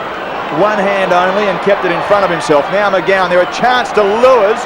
He's probably got the safest hands of the lot of them. Couldn't quite pull that one in though. Wakeland put it on Reimers. It's tough in there still. Just the same little spot that we saw that toughness in the second quarter, and Carter gets it. Yes, it's as thick as you like out there at the moment. The pressure, Tyler in space. The runner on the far side is Borlase. Robertson goes to him. Pretty loose on that occasion as they switch the play successfully. Back of the pack, Abbott. Under pressure though, has to get rid of it quickly. Hereda, Malakelis, good tackle. Maybe in the back, maybe not, out of bounds. Great footy, what a fantastic contest. Central District with the breeze at their back, 8.5 minutes into the third term. They really need to get a move on. Yes, they do need to get a move on, and they wouldn't like Port Adelaide to break away any further than this. Central can't get their small people in it. Girdham needs to get in it. So does Robertson, so does Cook. And they're getting outnumbered at some of the crumbing positions too when the ball's kicked in high. Just see that Robertson's come onto the ground and could provide that spark, and that's what you call being a very fanatical Port Adelaide supporter. Chance for Hutton, tight. Gets the kick away though. Hodges couldn't do the miracle. And Abbott happy to see it there. You happy with the way the ball's coming in at Hodges, Rocky? Well, I think with the pressure that's around, I don't think he could expect any better. He's kicked a couple. If you keep on those proportions, a 5 or 6 go forward, he'd have to be happy with that in a tight game. McGowan has come down from his centre position. Wonder how many times that's happened through the year. McGowan to Girdham. There it is again. Spoiled away from Chalmers in towards the middle of the ground. Lurking there is Windsor. Up the ground a little bit from him, in towards Lewis. A little bit of hanging on going on from both quarters there. Well done by Lewis. Robertson, short left leg around the body. It's only going to go as far as Tyler, who comes crashing his way through. Then comes the grandstand side, and the spare one is David Hutton. Takes off like a frightened rabbit. Takes a couple of bounces off of the ball. Magnificent piece of work by Spalding. And I don't believe that. Well, it was Malakelis who was bounding down the boundary. Spalding came through and applied What's the matter with a that? huge shepherd on Robertson, and the umpire said he was more than 5 metres away from the ball, and therefore it must be a free kick. Holy dooly. I thought it was good tight footy. Umpire was closer. He would have had out his ruler, I think, to have measured it. Cook with the footy. Good turnover for the Dogs though. Maybe that's the luck they need. Ingerson front position. Chance now. Arnold goes back. Ingerson squirt. A chance for the left footer. He needs to really get those. Squirty wouldn't be happy with his finishing today. He's made too many mistakes with his hands and feet. Well, they haven't been as attacking from halfback as they were last week. Schwert and McKinnon. In fact, I think at this stage of the match, McKinnon had 3 goals from a halfback flank. McGowan, a chance to ping it off. Can't do it. Malakelis is in there. He'd want to get it out of there, Tony. Chopper Hanley, quiet day for him, and Spalding, who put on that crunching shepherd just a moment ago, sees it across the line. We've got 9-7 to 5-3, and we're 11 minutes into the third quarter. There's 28 points the difference. ABC Sport bringing you the preliminary final, 1994. The Eagles are sitting in the stands at the moment, waiting for the outcome of this game and an opponent for next Sunday, October the 2nd.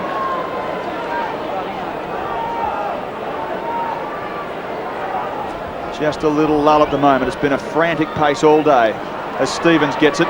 They need a couple of quick ones, the Bulldogs, just to get the momentum up, and a bit of wind behind the sails. Off the side of the boot, it's lucky. It's fallen straight into the arms of Tim Cook, and he's about 50 metres by the time he kicks from goal. Yes, I don't know whether I'd back him in from there. It's a fair hike for his leg. I think he has the breeze at his back, Rocky, and Tim Cook is no slouch when it comes to kicking a long ball. I think he'll make the distance. I'm not sure about the accuracy necessarily. I'd agree. Take the money out of the pocket and put it on the distance. He's a little dynamo. Magnificent kick with the breeze behind the back. Not only did he make it, he cleared the goalpost easily. 12 minutes in, Cook gets his first. Port Adelaide are 9-7 and Central District are 6-3. They talk about country football. This young fella hails from Clare, where he learned his football. Played in the Teal Cup squad, where he made a name for himself. Finds himself out with the Bulldogs, and now emerging as a very solid player. Not like a John Platten, a long-ranging runner, but a bit like Nick Pesh or a Tony Francis. He's tough and nuggety and hard at the ball. 22 points separates these two sides in the 1994 preliminary final, and the Magpies have the lead. They're led at every change. Hanley, Girdham, Stevens. They just need to force it forward and get in front and win the footy back if they have to. McKinnon at half forward. Overruns it. And what's the experience factor, Rocky, here? Port Adelaide have got 10 players who have played more than 100 games. The Bulldogs have only got 5. What factor does that? Well, I think it makes a lot of difference, I think, in terms of just the little things you do in how you use the ball around the ground and how coolly you remain. But they're not to be denied, the Dogs. They'll just keep enthusiastically going at the Magpies, but they need a little bit of luck. Magpies won't give them any luck, though. They'll play the percentages, and that's experience. Maybe a younger player would have picked it up and tried to get out of that. George is happy to settle the play. And there's Roger Delaney. They have mental contact, I think, George and Roger. And they've played many, many finals together. A bit like McEnroe and Agassi, Rock. I'm not actually aware of their relationship. Well, Port Adelaide have never lost to Central in a final. Interesting stat. They've played 5 times and Port Adelaide have won every one. Wakelin, Ingerson, quick kick. And it's not going to find anybody except for Lewis, who snared it beautifully. Not a bad sort of a piece of smother either from Mead. They still work it out, and Central District's persistence at the moment is okay. Hanley, correct side for the left leg, barrels it forward. Spalding is there. Port Adelaide are there in numbers. He's been cool today, Stephen Carter. Have enjoyed his game, but didn't enjoy the kick as much as falling into the arms of Gary Ellis. Now Ellis has a look at the options. Go on, Gary, have a look at them from there, boy. Now he's got the wind at his back, and he's not a bad little kick. He's found a bit of the ball today. I'd reckon he should go back, and a few teammates have told him exactly that. But look, he didn't steady at all. Has a good look, pokes it up there. It's a beautiful kick. The Bulldogs are maturing. They just get a little bit closer. 9-7 to 7-3, 15 minutes into the quarter, and they won't lie down. Gary Ellis. Now, luck's a fortune here, but then once you've got the ball, you've got to do something with it. He took no time at all in steadying. I just wonder whether he thought perhaps he'd get too nervous, so he just took straight off and shot for goal. Used the breeze pretty well. In the finish, it cleared the goals pretty easily, and Ellis gets his second. 9-7 the Magpies, 7-3 the Dogs.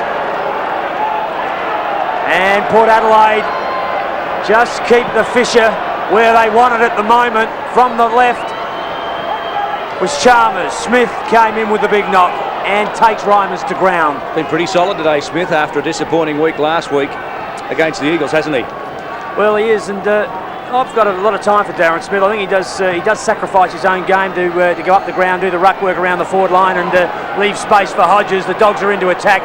Carter puts one down, backed up well though by Fiarchi. Girdham front position, beautifully crumbed by Borlase. Look at that chip, beautiful vision. Had a look.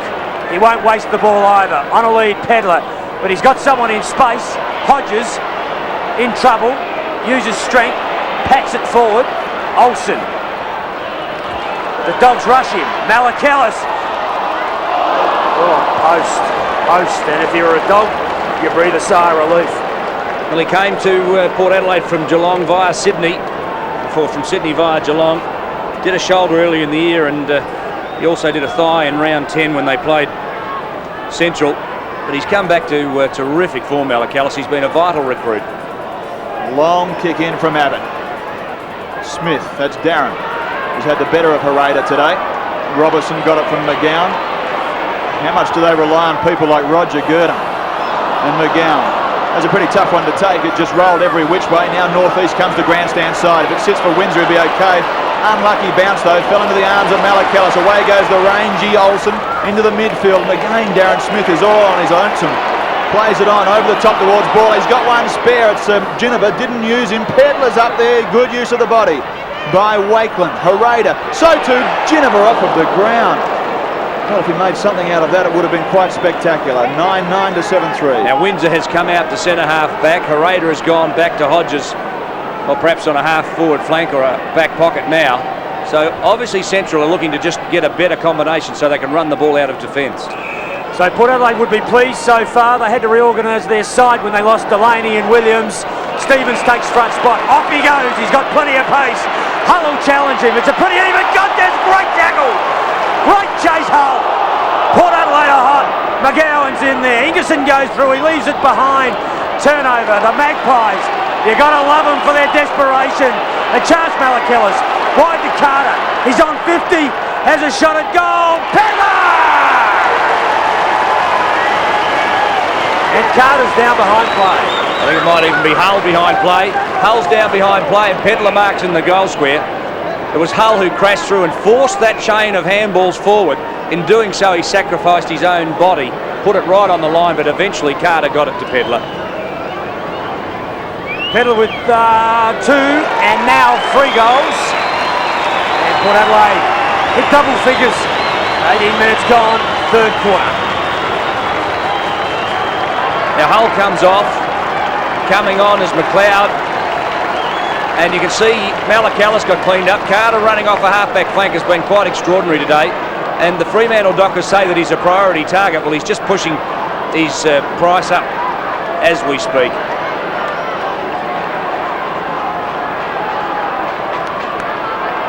Looks as though Hull has a groin injury.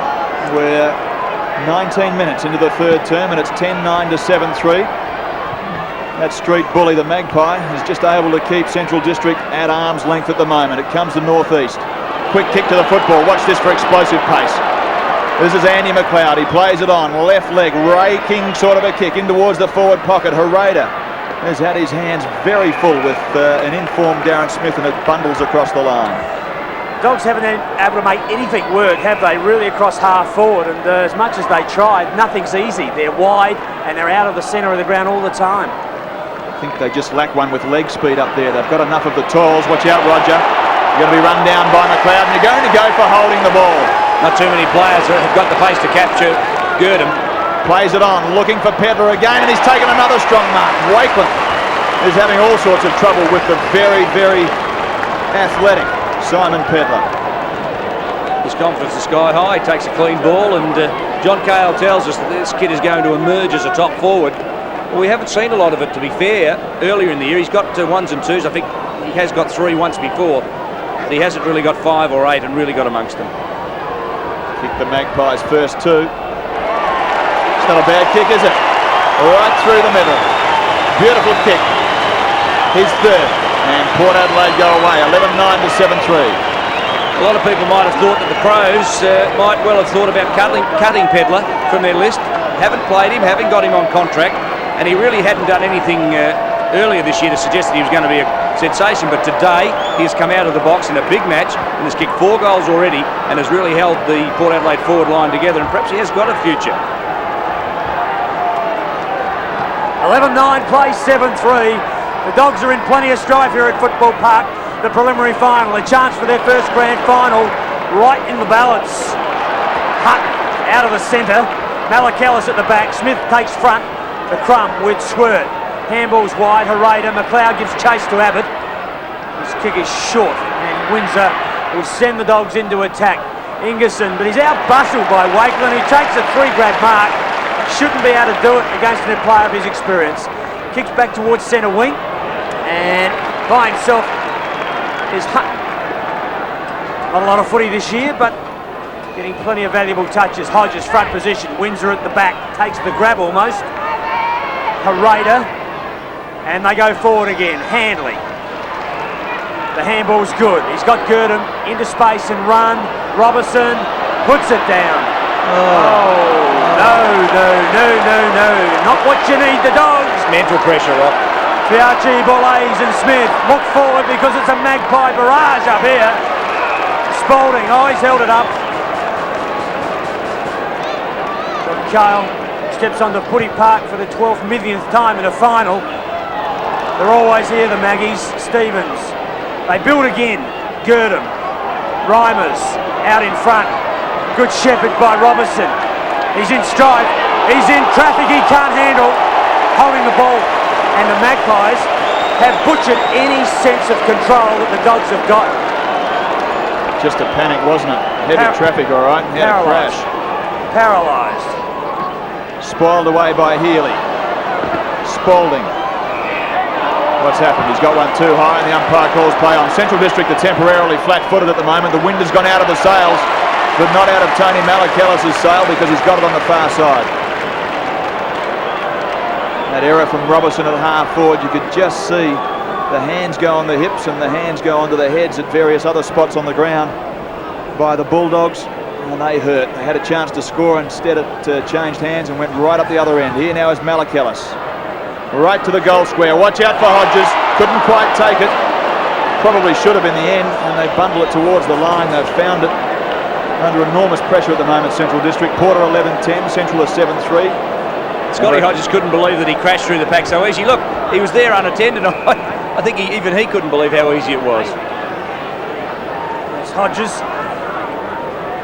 Hasn't enjoyed the best final series of his career, but he's always dangerous, and he presents himself all the time. Greg Phillips and Roger Delaney sit side by side. Up early. Nobody touched that ball. Chalmers finally. McGowan cleverly has got Cook running inside. Now maybe the Dogs can build. The kick is good, and it finds Hanley. He needs an option. Away goes Lewis with body work. Good spoil Mead. Great crump for Archie. He's had a big day, hasn't he? Ginniver, Rowan Smith, and Carr bring the ball to centre wing. Olsen works on a sixpence and loses it to Reimers. Close to the line. Girdham needs help. He's got it from a Raider. You're in trouble, son. Has to get rid of it. Fumbles. Sheer pressure. They've fractured Central District. Absolutely fractured them. Chalmers comes off, Poole comes on, and we believe Darryl Poole was reported during the half-time break for headbutting Simon Lurs, and Lurs was reported late in the second quarter for retaliating with 2 blows to the head. I don't think they'll be disputing that at the tribunal. Garron Smith went off of the ground, not quite from Stephen Schwert, and the man who's been under enormous pressure is Wakeland. Pedler has come of age in that full forward line today. Windsor, quick kick towards the full forward line, and standing tall and doing it very well is Northeast. See now why he's won the best and fairest at the club. It's a while ago, back in '91. He hasn't played a lot of senior football this year, but he's an exciting player. Back on centre wing. We're into time on in the third term. McGowan, spectacular leap by Spalding up over the top. He's got a wonderful work rate as McGowan, but that kick was a little ordinary. He'll get the booze all right. Will Poole. McLeod finishes up with it. Go for a run, son.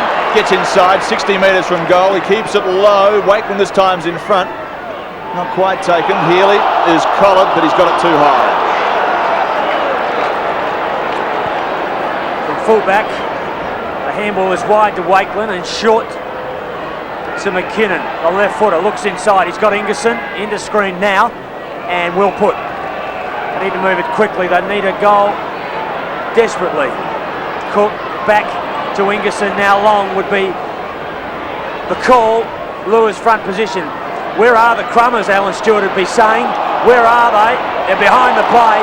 They look tired and listless. George Fiarchi doesn't. He just goes and gets the footy as often and as much as he can. Gets it wide to Tyler, who's happy to see it over the line. I don't think he was meaning to do that, Dev. I think he was trying to pick it up and just had a mini fumble. A silent pack of Bulldogs in the crowd, still raising a smile though. Hodges wanders his way back towards full forward. He's not being manned at the moment, so if they get it down there quickly, the Bulldogs will be in all sorts of trouble. Gets shoveled forward. Schwert gets there first. Handballs it away to Girdham and McGowan, the prime movers for them. Pushed forward into the path of Hanley. Now he can ignite this Central District side if he can get it working, but that kick is very ordinary. They're being forced by the Port Adelaide defence to rush their work, and I think even when they're clear, they think they're under enormous pressure. The Magpies by 31 points. So they need over 5 goals to be any chance of a grand final. Hanley caught, shrugs off Tyler. Wakeland goes towards the boundary and Tyler makes sure it goes over. I wonder whether history's going to repeat itself. Back in 72, the Bulldogs won a first semi-final against Norwood. They faced Port in the preliminary final, got beaten by 6 points. Just wonder whether it's all deja vu.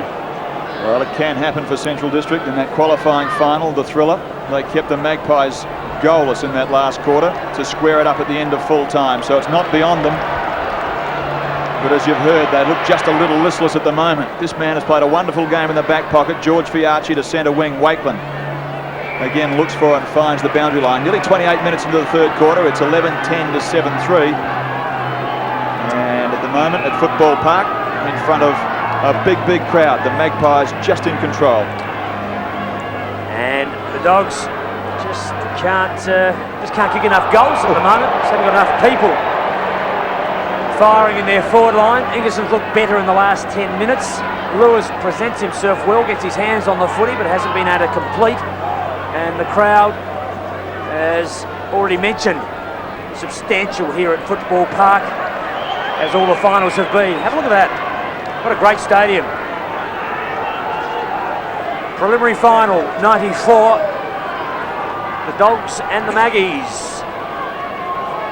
31 points, the Magpies. Dead set on centre wing, far side. And again a neutral ball, so we'll have another bounce down. The legs would be tired now, and I wonder just how much effort they've had to put in over the last couple of weeks and how it would be affecting them running into that last 30 minutes coming up.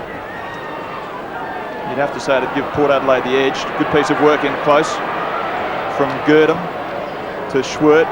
Free piece of movement up towards the full forward line. Is so athletic, Darren Mead. How'd you like to have him as a spare player to come up from the reserves? Borlase to Fiachi, pinpoint lace-out pass. He writes the book on crumbing, George, doesn't he? At one stage his career was in serious doubt with a knee injury, but he's bounced back. John Cale looks on nervously, but he'd have to be just a little happy at the moment. Play on, says the umpire, comes to Hodges. Good luck, Michael Wakeland, because they're there in numbers, and Scotty, with 4 players alongside, has muffed it. What a boo-boo. Well, you've got to back yourself in. You're a specialist full forward. You've kicked 122 goals for the year and you're 30 metres out directly in front. And I'd suggest you'd be thinking, why should I handball? Now, Smith all could have won a free kick there. Play on the call, the advantage paid. And Hodges missed from 25 metres out directly in front. Windsor goes long, realising there's not much time left in this third quarter. The Magpies take it at the back. Poole getting a reception from the Dogs. And a kick short, Borlase to Rowan Smith is good. He comes back inside, and that is a sensible, intelligent forward play to open it up. Front position, Windsor. Elbowed out by Hodges was the call. Well, you be the judge. Scotty went up, little elbow there, just pushed him forward. Bang. Yes, he didn't like it, Scotty, but it was there. Cook runs into Fiachi, and we'll have another bounce. We're in the centre of the ground. Alan Stewart will look back as Super Sid with an eagle and a Port Adelaide Guernsey. He's backing himself both ways for next week. But Port Adelaide have had 13 tackles in this third quarter. Central District 2 tells the story. Laid down by Arnold into the path of Robertson, and usually had a free run through there. Torpedo punt, but action replay. It's like the needle on the stereos at the end of the record. It just keeps bouncing into the inner part of that disc as Mead gets it to centre wing. That's a quick piece of movement, isn't it? Too quick indeed. And on final siren to end this third term, it's 11-11 Port Adelaide, 77 to Central District 7-3. And action with you as always throughout this state and the Northern Territory on ABC Sport.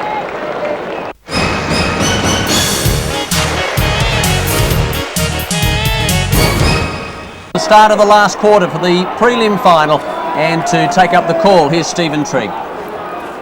The challenge with Central District, there's no doubt about that. Port Adelaide have extended their lead at every break. 13, 28 and now 32 points the difference.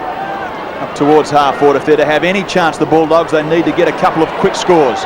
Hutton will be doing his very best to make sure that that doesn't happen.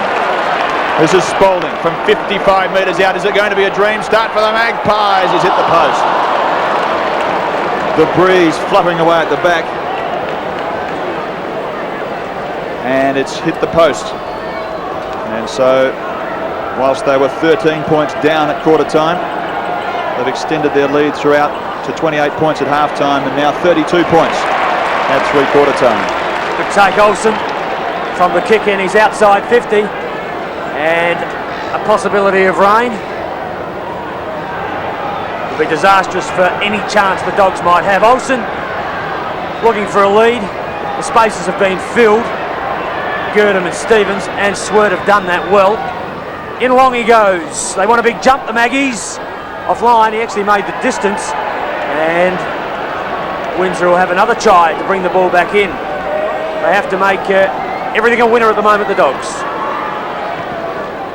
Down the centre. It's not a bad sort of an option. Arnold was bundled out of the way, though, by Chalmers. And it gave Darren Smith, who's had a brilliant game, every good chance to take the mark and get an easy left leg pass away to Tony Malachellis. Had a lot of handballs, Malachellis, 7 kicks, 10 handballs.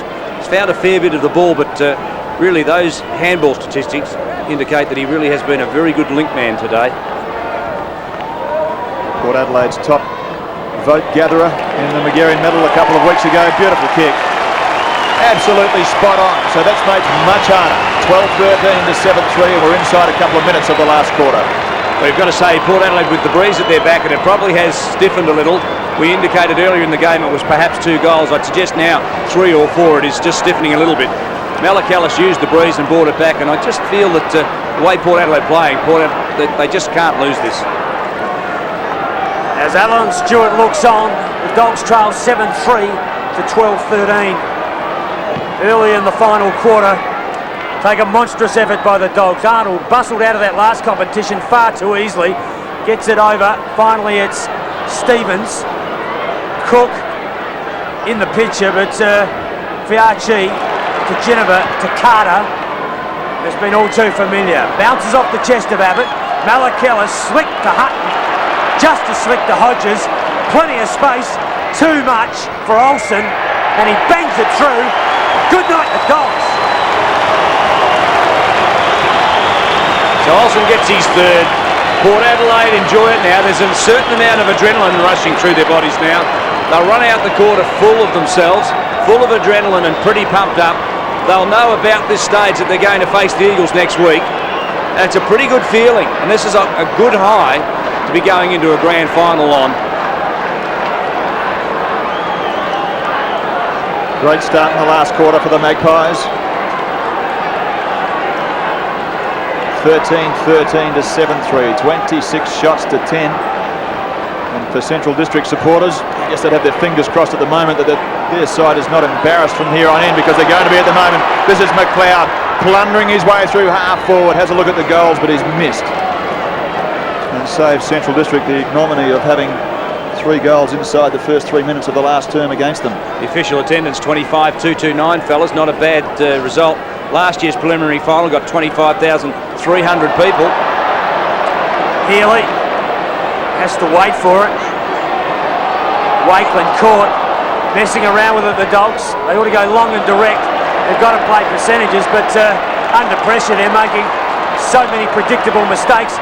Olsen travels over 50, he lets one fly, and he's well off target. Just looking at the Magpies, bringing, Olsen, good goal kicker, obviously. They've got Pedler kicking goals, a surprise packet. Hodges there, but to have to be able to sit McLeod and bring him on, it's pretty generous, isn't it? Certainly handy. He frightens sides with his pace. McKinnon, always a touch of poise. Well, Stephen, they've also got Mark Tyler, who's started the year pretty well, sitting in a back pocket, so they could bring him up to the forward line if they need him. Just interesting, isn't it, that you don't tend to associate Big Mark at the moment with being up the front, but he's a dual Ken Farmer medalist. They've got so many options at the moment, the Magpies, but the big challenge for them at the moment is to get past the Eagles next week. Robertson is going to have his head ripped off, not before the ball goes over the line though. McGowan couldn't control it, so 13-15 plays 7-3. A few creases on the brow there of the Central District bench, because they know that they're in deep strife 5 minutes into the final term. Spalding works hard, gets it back, uses the ball pretty well to Hodges, who's dumped. Borlase wins it back, and McLeod. Now he just paddled it along intelligently for Malachellis, who belts it out of bounds on the full. In fact, that was Hutton who did that, and nothing wrong with my eyes. This is Hutton again, and he's on 50. He'd love to think he could kick it from here. 17 touches and no goals. Not much offering short, he'll have a shot. Puts it up high, he wasn't bad, he just needed to give it another couple of metres out the front. He's offline, so the Magpies go along to 94, they lead the Dogs 45. David Hutton is a goal-scoring wingman, that's what he's very good at. 156 games, he's kicked 90-odd goals. Oh, well done, Darren Smith. One of his best outings for a long time, I'd imagine. 8 and 10, and taken 9 marks in that key centre-half forward spot. Been a key player. He's clearly had the better of Hereda, and I haven't seen Hereda beaten so comprehensively this year. Has won. He's not going to have a look at the big sticks. Instead, he's got McLeod in short. So McKinnon just went to sleep for a moment, and Andy McLeod's got it 45 metres from goal. Well, McKinnon was sitting back thinking that Smith would go for the goal with the breeze. Now McLeod set off on a lead, and when you're 5 metres in front, even of McKinnon with McKinnon's pace, when you're as fast as McLeod, nobody will catch you. Now McLeod has a tendency just to rock back and be a little lazy on the kick. If he keeps the head down and runs through the ball, the breeze will help him. That's what I mean by just rocking back. Doesn't seem to matter a lot for him though, because that one's gone straight through. So with his 5th kick, he gets his first goal, 14-16 to 7-3. I think he's better off the interchange bench. He didn't play the first final against Central, then he kicked 3 against the Eagles last week, and they've used him off the interchange bench today. He's been able to come on fresh, and with his explosive pace, he's made a lot of very fast players around him look very slow. Port Adelaide with a 55-point margin early in this final quarter, and given their qualifying final, a little disappointing for Dogs fans who expected so much more. Spalding forward, Reimers overruns it, Stevens with plenty of possessions. They go forward, the Dogs, but only as far as Chalmers, who rebuffs them, puts it in long. Spalding, chance, rebounds, Hodges open, McKinnon through traffic, and has Robertson stolen. Geneva, well done to Hutton. Forward they go. Olsen with a chance at the back of the pack, but he'll see it over the line as the Magpie fans start to think forward to another grand final. They've won 31 grand finals. John Cale's led them to 8. Only Foss Williams with 9 post-war has a better record. Well done by Hereda. Kept a play on it and then got the quick kick away towards half-back. Rowan Smith in the box seat, or was that the hot seat? Took it, threw it away. I think he did throw that, Rowan, and it's going to have to go back. Stephen Carter will give it over to... It was a little flick pass. If you have a look, he just goes bottom to top. No, that's a throw. So Stevens has got it at half-back. Big pack of players up there. They're hard to take in amongst that lot, but it's not so hard, I guess, when you stand head and shoulders above everybody else. Chalmers to Borlase, quick kick under some pressure from Geneva. Inside that pressure zone, Wakeland descends upon the ball, gets the quick kick to it, to half-back. Port Adelaide players are there first again. Geneva, reflex. Tylor ran into a Central District wall. Borlase. Stevens, you need to attack the footy, Scotty. Didn't quite do it. Ends up in the hands of Tylor. Now he can goals, as we know, and from a back pocket, he fists the air triumphantly as he gets his first for the day. 15-16 to 7-3. The Jewel Kent Farm, the Medalliston fans applaud it, teammates applaud it. They know he was down last week. He had 7 goals kicked on him in a back pocket. He hasn't kicked a goal for 8 weeks in the senior side, but he has 30 for the year. He started the year at full forward and ended the year at full back. He missed the 92 grand final with a broken hand, and I think he's going to make sure that he's not going to miss this year's grand final. Reasonably happy with that performance, Mark Tyler. So he should be. 106.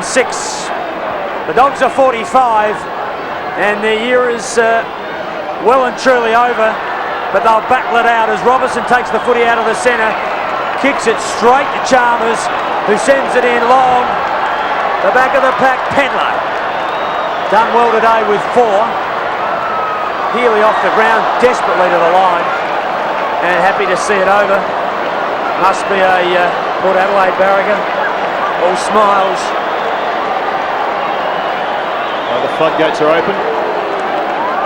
And those big roars that you can hear are for 1 or 2 things that are going on in the crowd, not necessarily what's going on the ground at the moment. Somebody's letting off firecrackers. Spalding round the body, another chance. And he's just collected the post, it seems, yes, and it's gone out of bounds. So 15-16 plays 7-3. That's 61 points the difference, and we're 11 minutes into the last quarter. Throw in, forward pocket for the Maggies. Wakeland goes back towards the line. Now this is Olsen, inside. Spalding dances around Abbott, has a shot at goal. It's just high. McGowan, deep in defence, and Healy over the line. So I suppose the Magpies could look forward to getting back, hopefully Delaney and Williams next week. Be an unlucky player to lose his spot in a side that's performed so well today though. Ginnivan keeps his head down, injures himself and struggles behind players. McKinnon tears away through the centre of the ground. Arnold puts it down. Reimer's caught. The big men for the Dogs just haven't been able to get into it today as Malakelis rebuffs the Dogs. Few attacks this quarter. Big grab, Olsen. Not paid. Abbott and Pedler. They work hard, the Maggies. Oh, you're kidding. You're kidding me. Holy dooly. 2 goals and off the ground to your mind. Confidence booster to go into the grand final. Well, when your confidence is high, anything's possible. Scott Spalding, who's played the last few weeks on a half-back flank, shifted to a half-forward flank, ruck roving today and had a run in the centre. His confidence is sky high. Just kicks it off the ground there. And quite calculated.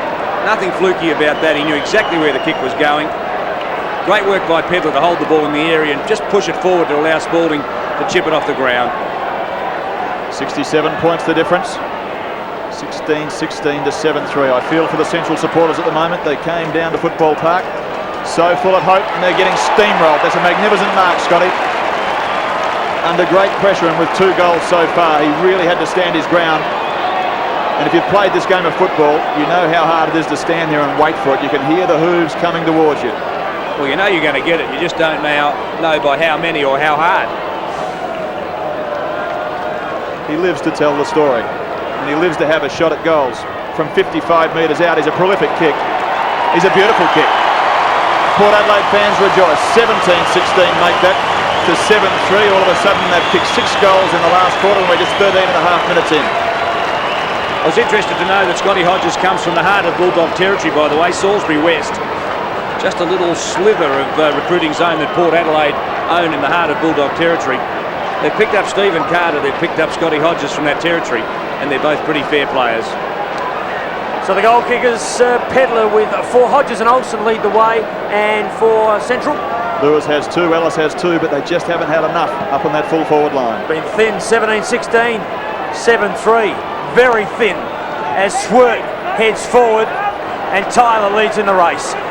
Pretty excited about kicking his goal before as he settles into a defender's position after being pretty high profile forward, and Ellis is caught with the footy. There'll be a ball up just backward of centre for the Dogs. I was going to say, Rock, there's not too many back pocket players that have 32 goals for the year. No, there's not, is there? And he's wasn't a bad forward either. He plays pretty tall. But he's strong and he's tough and he's mean, and if he gets in front position, he kills them. So Hodges coming off the ground. We predicted this. He hasn't been fit for some weeks, and we thought if they were well ahead in the final quarter, he'd be rested. Cook to Ingerson as the crowd boo Paul. They cheer Hodges, and Ingerson gets his first. Well, it's unfair to say, and Alan Stewart won't like this, but there is an order of things, and he's taken them from 8th to 8th to 5th. This year he's taken them to 3rd, and there is an apprenticeship as you emerge that has to be paid for top clubs, and I think Centrals have learned a big lesson today. They can use it 2 ways. They can collapse for next year, or they can use it in pre-season training as an incentive. They know how tough the next step is.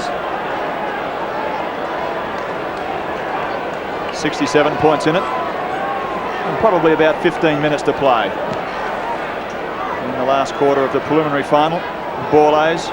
He doesn't carry the ball for long, Daisy. That's why it never looks like he's getting a lot of kicks, but he gets plenty of possessions. There's no problem with that. This 26. is Hutton from 60 metres out. Drives it up there, gives Pedler a chance. It goes out the back.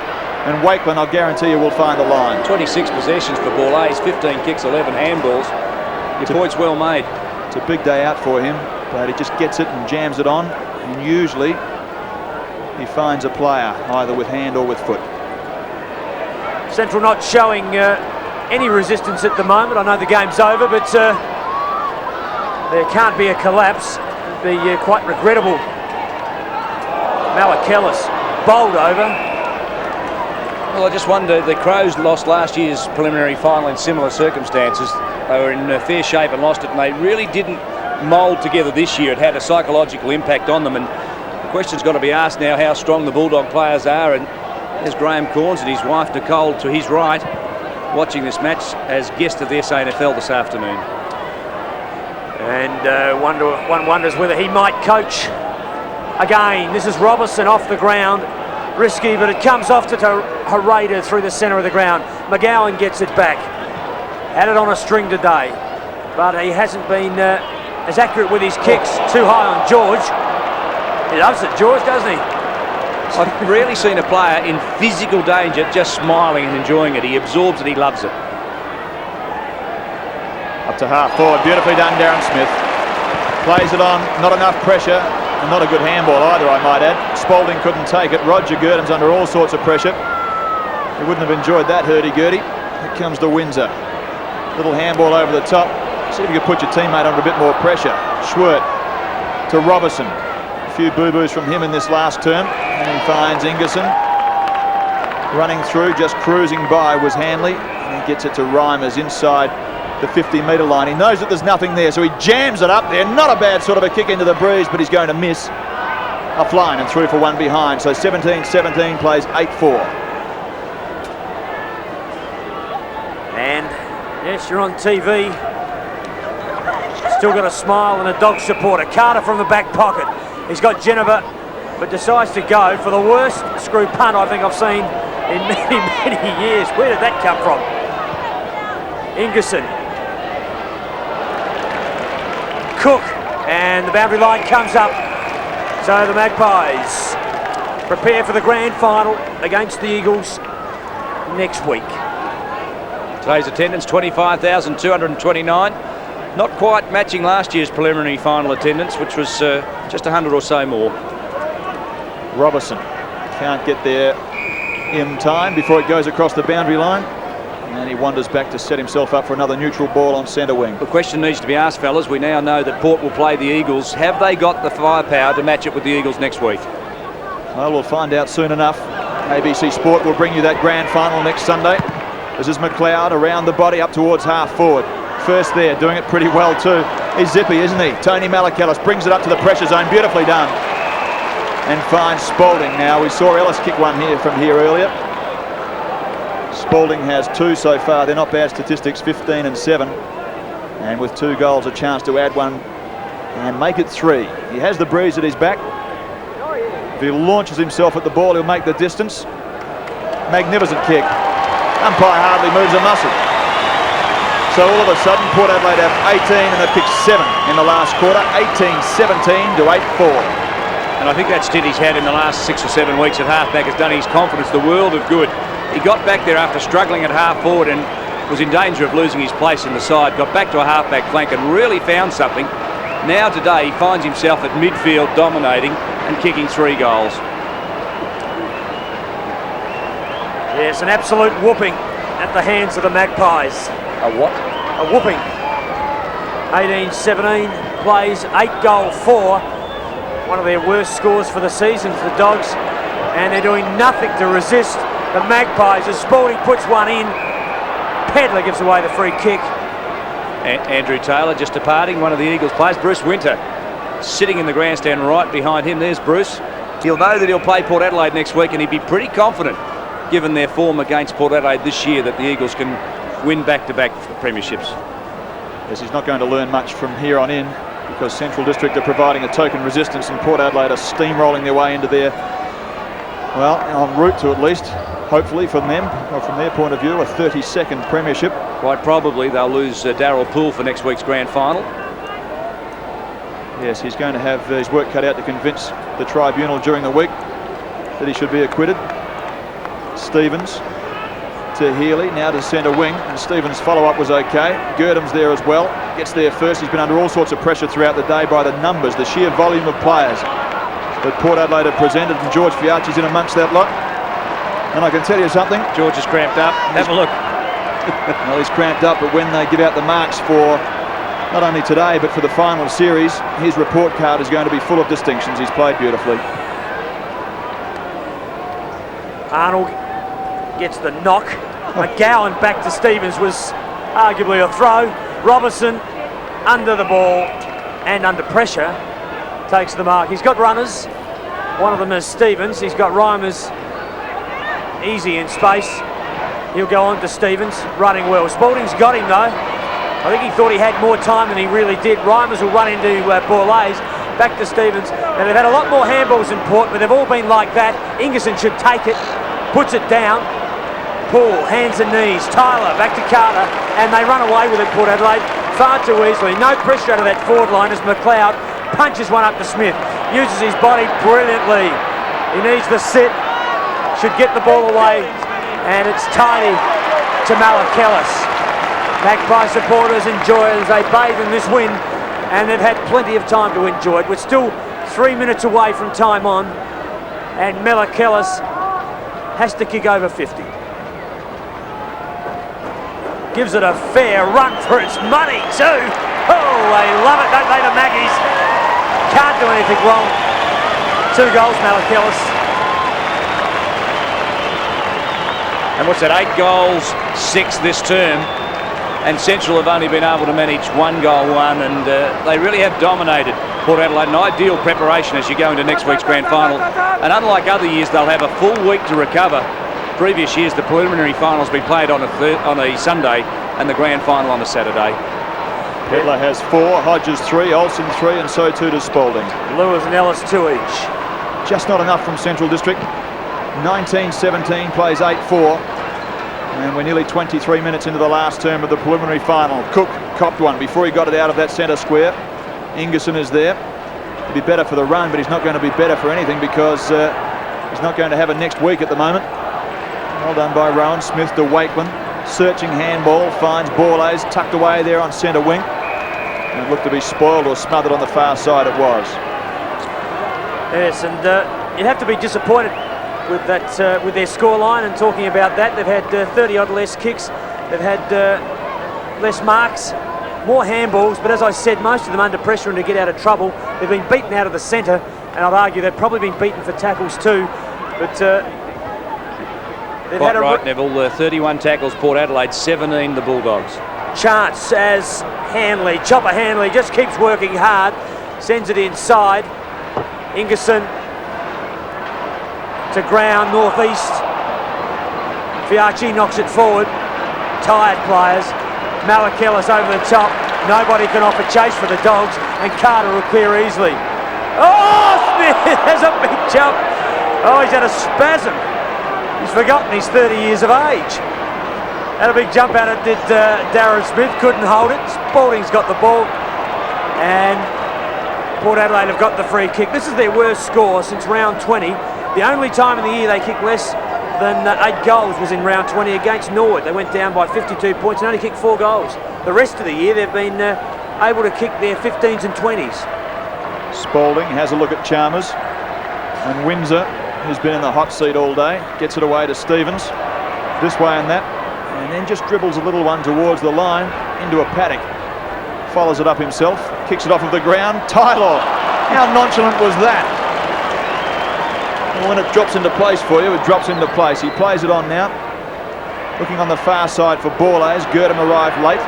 Daisy goes off of the ground and kicks it only as far as Reimers. A little bit of time to Ellis, who certainly hasn't disgraced himself today. Cook.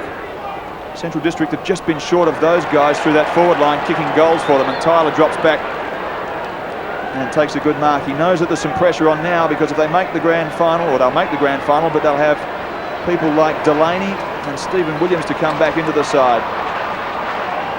Front position is McLeod.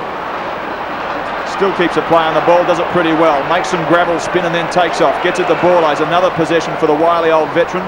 In towards that pressure zone once again. Pedler couldn't do much with it. In comes Timmy Jennifer. He swooped on it. Got it to Hutton. Hutton handballs to Olsen. Open goal and goes with the right leg to get number 4 for the day. 2017 to 8-4. A walkover in the preliminary final. And the Magpie Army build for next week's grand final. You can bet your life it'll be a sellout here next week. A big crowd expected when Port Adelaide get their chance of revenge against the Eagles. Of course, the Eagles didn't even have to play the Magpies in last year's grand final. They were knocked out by Norwood. But Port Adelaide get another crack, and John Cale, with 8 premierships under his belt, an opportunity to match it with Foss Williams, who has 9 as coach of the Magpies.